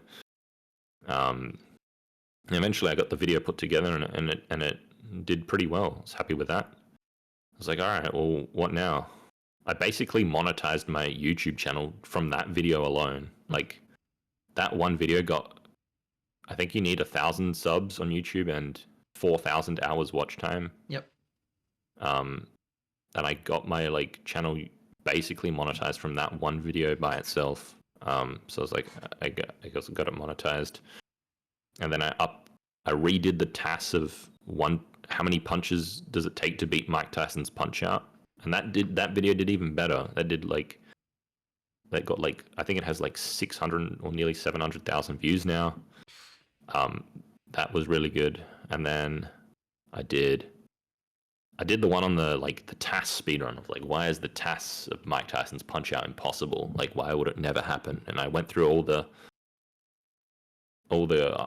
odds of everything happening. Like, what actually needs to happen? How many frame perfect punches do you need to hit? How many frames can you lose?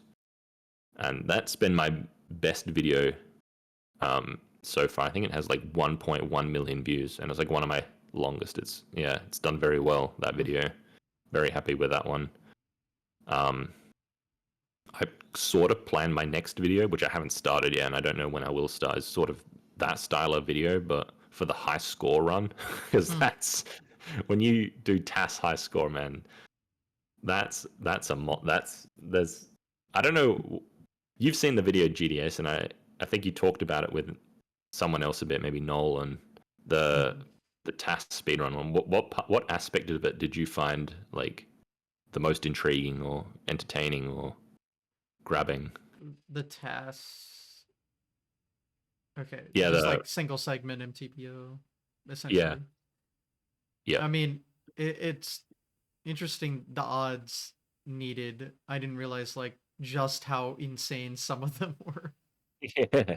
Yeah. Is it kind of like you just like seeing this massive number? Like, yeah, like the statistics are always interesting, and seeing them laid out, it's like, oh, this is it gives you a number that explains the true absurdity of what it is. Yeah, that's kind of like from like my appeal. That's kind of why I wanted to do it as well. I was like, I like seeing big numbers. Like, I'm like sub to like Numberphile on YouTube, and they made back in the day they had like a lot of videos where they talked about specific numbers, and sometimes there'd be like some small numbers, sometimes be some like massive ridiculous number, and it's like, well, why is this number important? And they'd talk about it a bit, and I was like, all right. So it's like I like seeing big numbers. I mean, the thing about big numbers is that there are a lot of them. So why is this particular one like more interesting than another one? So I don't know. I like seeing big numbers. So I guess the high score one, don't worry, there's going to be some big numbers in there. And I don't even know how I'm going to lay it out on the screen. Like, that's how big I think some of the numbers will be. I have never calculated the odds for the high score task. So I'm kind of afraid to do it. I don't think I could plug it in. Like, if I nailed every little bit down and plugged it into Wolfram Alpha, I don't think it would work. Like, I think Wolfram Alpha might break. Yeah. Like, I don't even know which fight's the worst in that. It's probably either Macho, Don 2, Bull 2, Honda 1. I think maybe between those 4 fights, I can't think. I think those would be the 4 worst fights. Maybe Soda, actually. I'm not sure. I have no idea. I know the best fight for high score TAS is King Hippo, which is nice. It's like 1 in 8, I think. It's a 1 in 8. That's the easiest fight to achieve. So I made that video. I was like, all right, I did very well. I did. How many dodges can you beat Mike Tyson? Well, I titled it, "Can you beat Mike Tyson's Punch Out without dodging?" It turns out you can't. You need to dodge on Don Flamenco 1. And I was like, all right, we'll just turn the video into how many dodges does it actually take to beat Mike Tyson's Punch Out. And I think I came up with, I think I had 9. Let me think. I think I had 9. I think I had 1 on Don 1, 3 on Sandman, and 5 on Tyson. I think that's 9. Yeah. I think that was the limit I found. I'm not super like confident on that limit actually. I think maybe you could somehow cut out a dodge on either Sandman or Tyson, but I couldn't figure out a way to do it. Which is, I guess, that's kind of a thing with TAS, is people might assume that something's the limit when it's really still a human limitation on what they think the limit is. With how much people want to research into something like that. Yeah, and after that, I think I started the IL series on the world record histories for each of the ILs in the game, which did, not ironically, but funnily, the Glass Joe video did the best of them all. I don't know why. It's kind of like a joke video.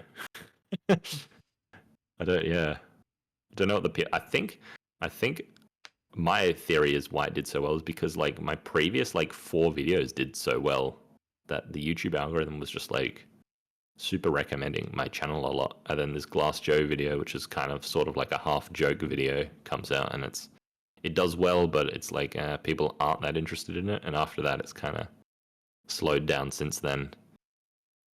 I managed to slog my way through all of the fights and do that, but by the time I got to like even major circuit like Don 1, I was kind of like not super interested in doing the rest of the fights. I was like, these videos aren't doing anywhere nearly as well as I hoped, or like even the past videos I'd done. So I don't know. I just like I kind of promised I'd do all of them in the first video, in the Glass Joe video. So I'll just get through them all. I try to do them make them as entertaining as I can.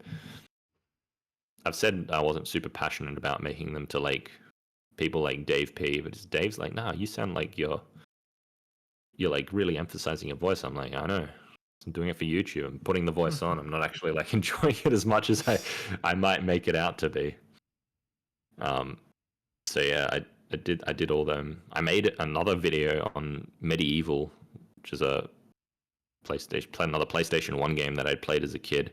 I hadn't really, when I jumped into Medieval, was kind of interesting. I hadn't really watched any speedruns of it. I kind of like was one of those like, I'll watch a Medieval speedrun, or rather, I'll look at the leaderboard for Medieval, and this dude Noob Killer Roof, he had the record. I was like, I remember checking like who had the record like years ago, and it was Noob Killer Roof, and he had some time or whatever. And then this is like now 5 years later. I go and check the record again, and no one else has submitted any times. The record is the same, and Noob Killer Roof, like it's the same record. I was like, does anyone play this game anymore? Like, no one's played this game for 5 years. No one's submitted any more runs.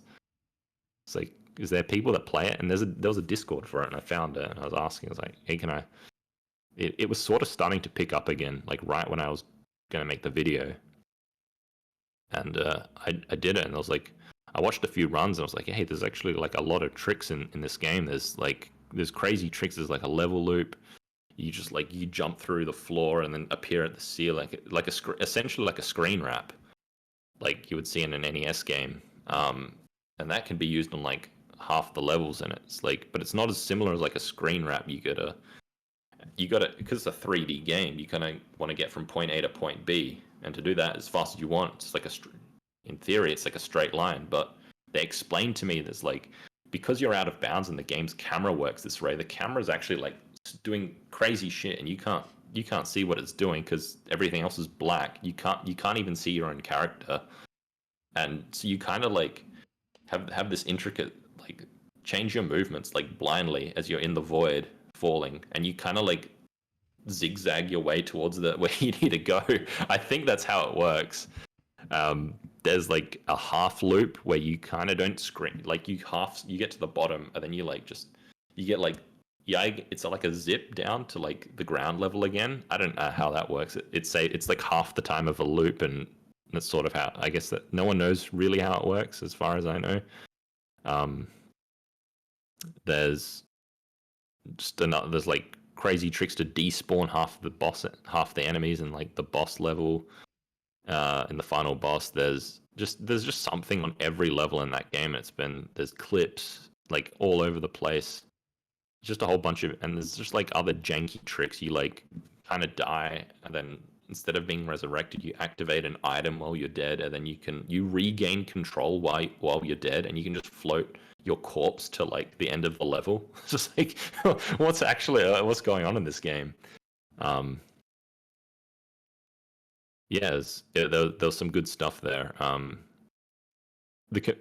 When I approached them, I was like interested in making the video. They were like yes, they were like super duper like enthused with someone coming out and wanting to do this video. And one of the dudes from the Crash video, the Spyro video named Crash, he was like, hey, have I talked to you before? I was like, yeah, you were in the Spyro video. He sort of recognized me. He was like, everyone in the medieval community was like, they wanted to help like make the videos like as well as like as much as I did. They're like, oh, I'll make thumbnails. Like they're like, we'll make the thumbnail.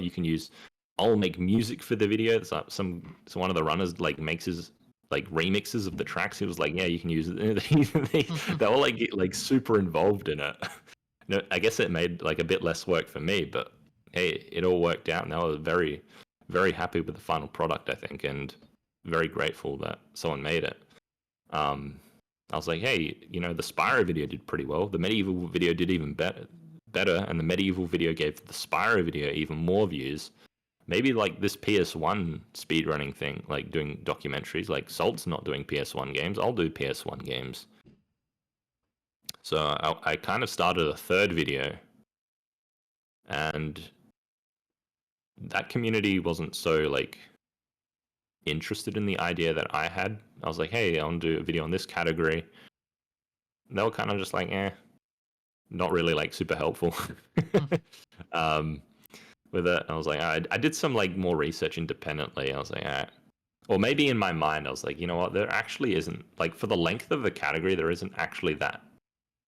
There wasn't as many tricks in it as I thought there was, or the tricks weren't spaced out well enough. It's like, there was like this one trick, and that kind of like, hey, you can do it all over the place now. Then it just became pure optimization for like 4 years rather than any like of the strats rather than anything new being found.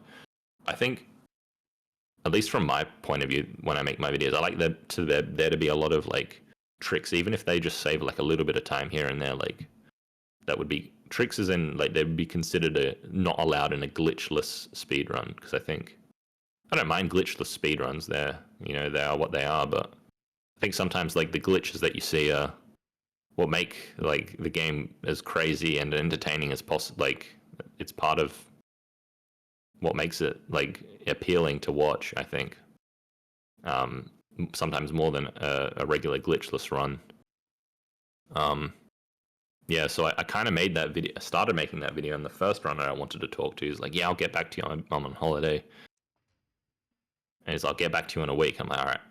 And then like a week and a half went past. I was like, hey, can you follow up? I was like, yeah, I've tried to follow up with him on it. And then I just didn't get any replies. So I just stopped making that video. That video, I still have it like the first like 7 minutes of it or 8 minutes of it made. But I don't plan on, as far as like I can see, there's not that much.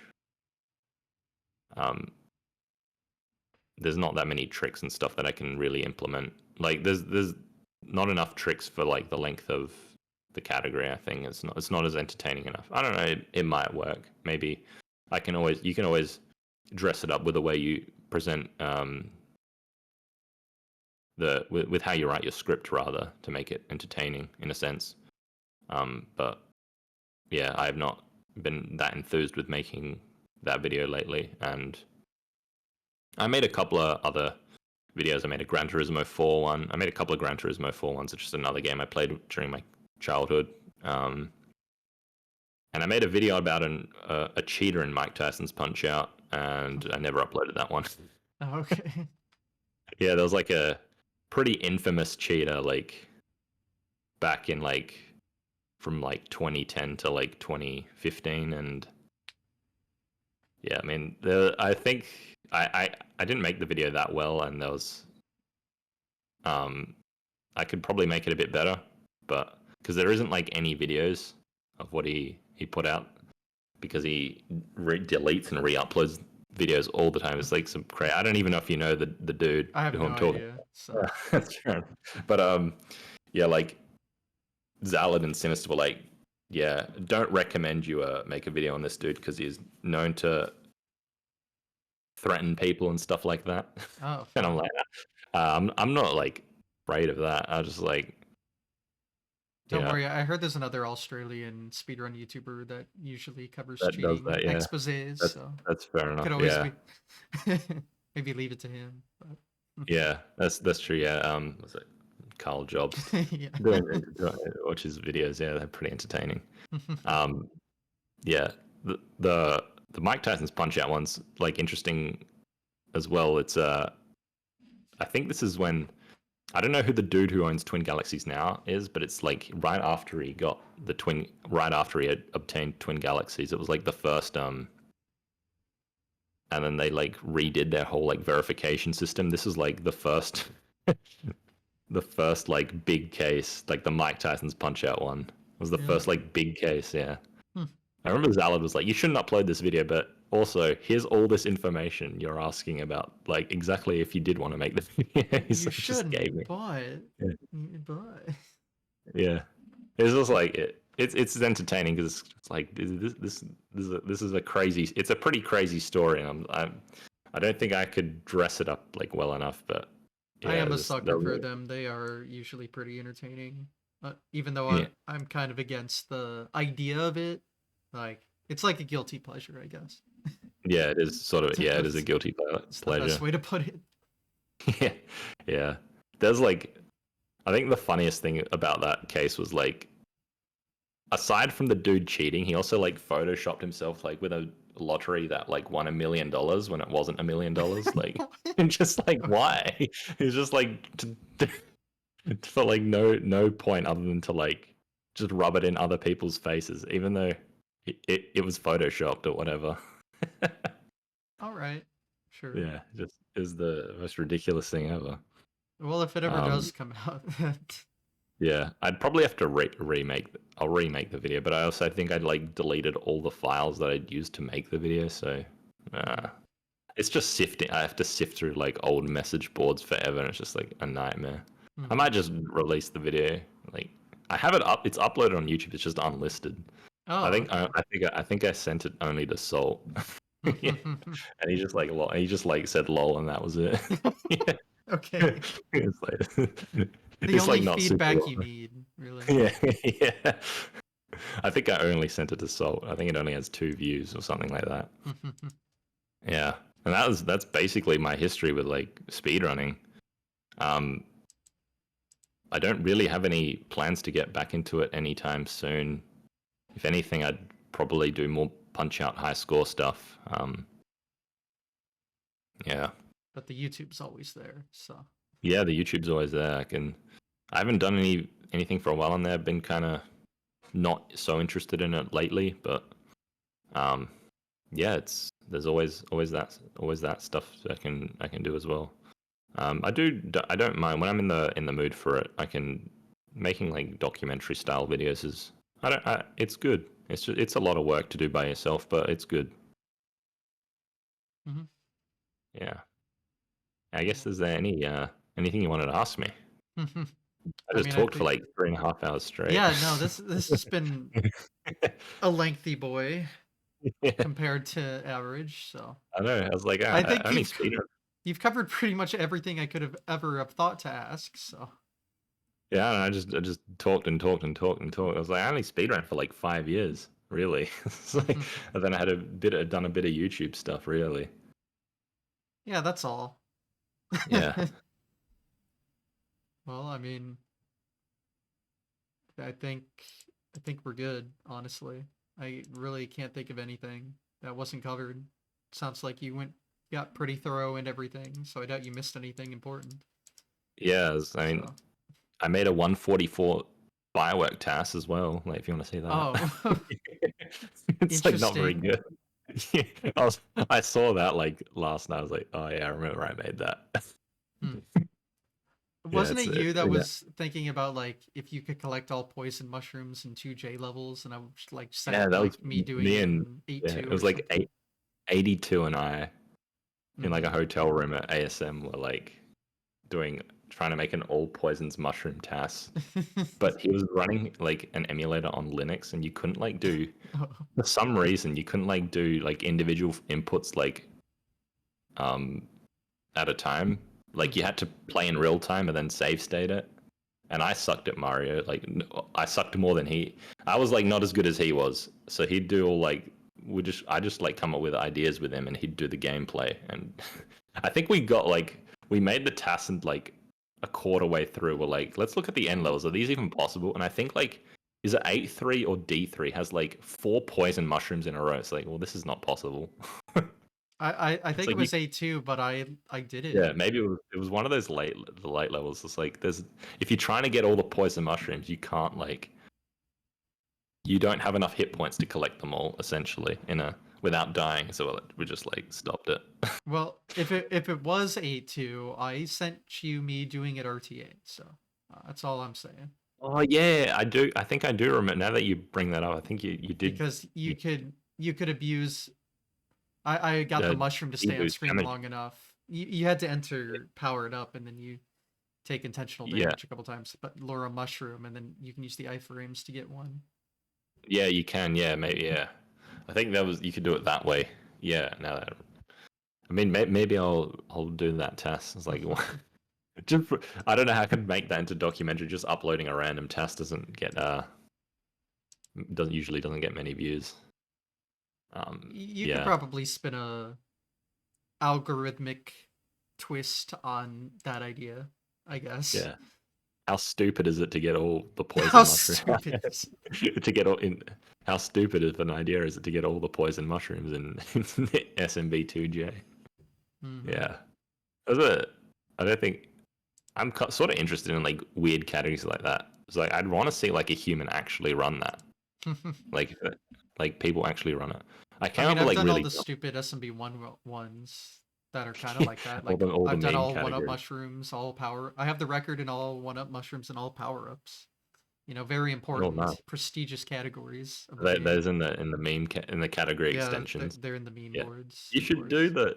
the all poison mushrooms. I'd watch I that. don't, You I let me know. don't, I don't think so. I mean, it's not an official category. You'd have to see if it's Not actually yet. possible. But yeah. It's not yet. You can always just make it. It's not Mm, an official category.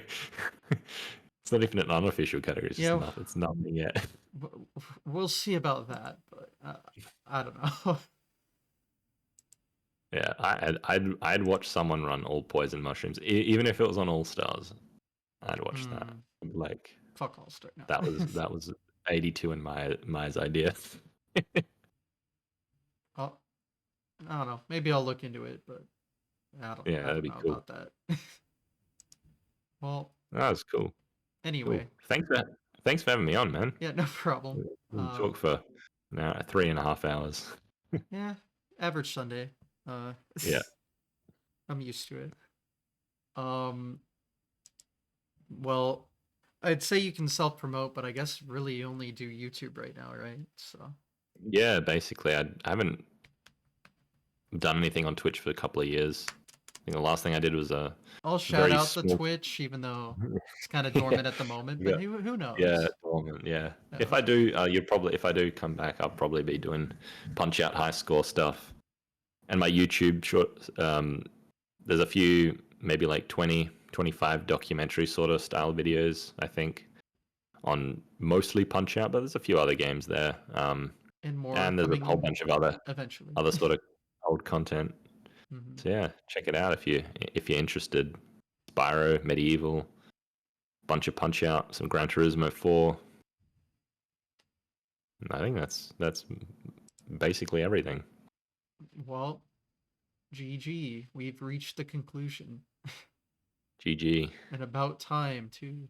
Not a gold split there. It's all right. I'm messing. All right, well, I guess we can end things off here. So I'll just say thanks for watching the stream, everyone. Watch the show on Twitch and YouTube. That's where you find it. And I guess that's it. We can just say our goodbyes now. Bye, chat. See ya, chat. See you, chat. All right, bye.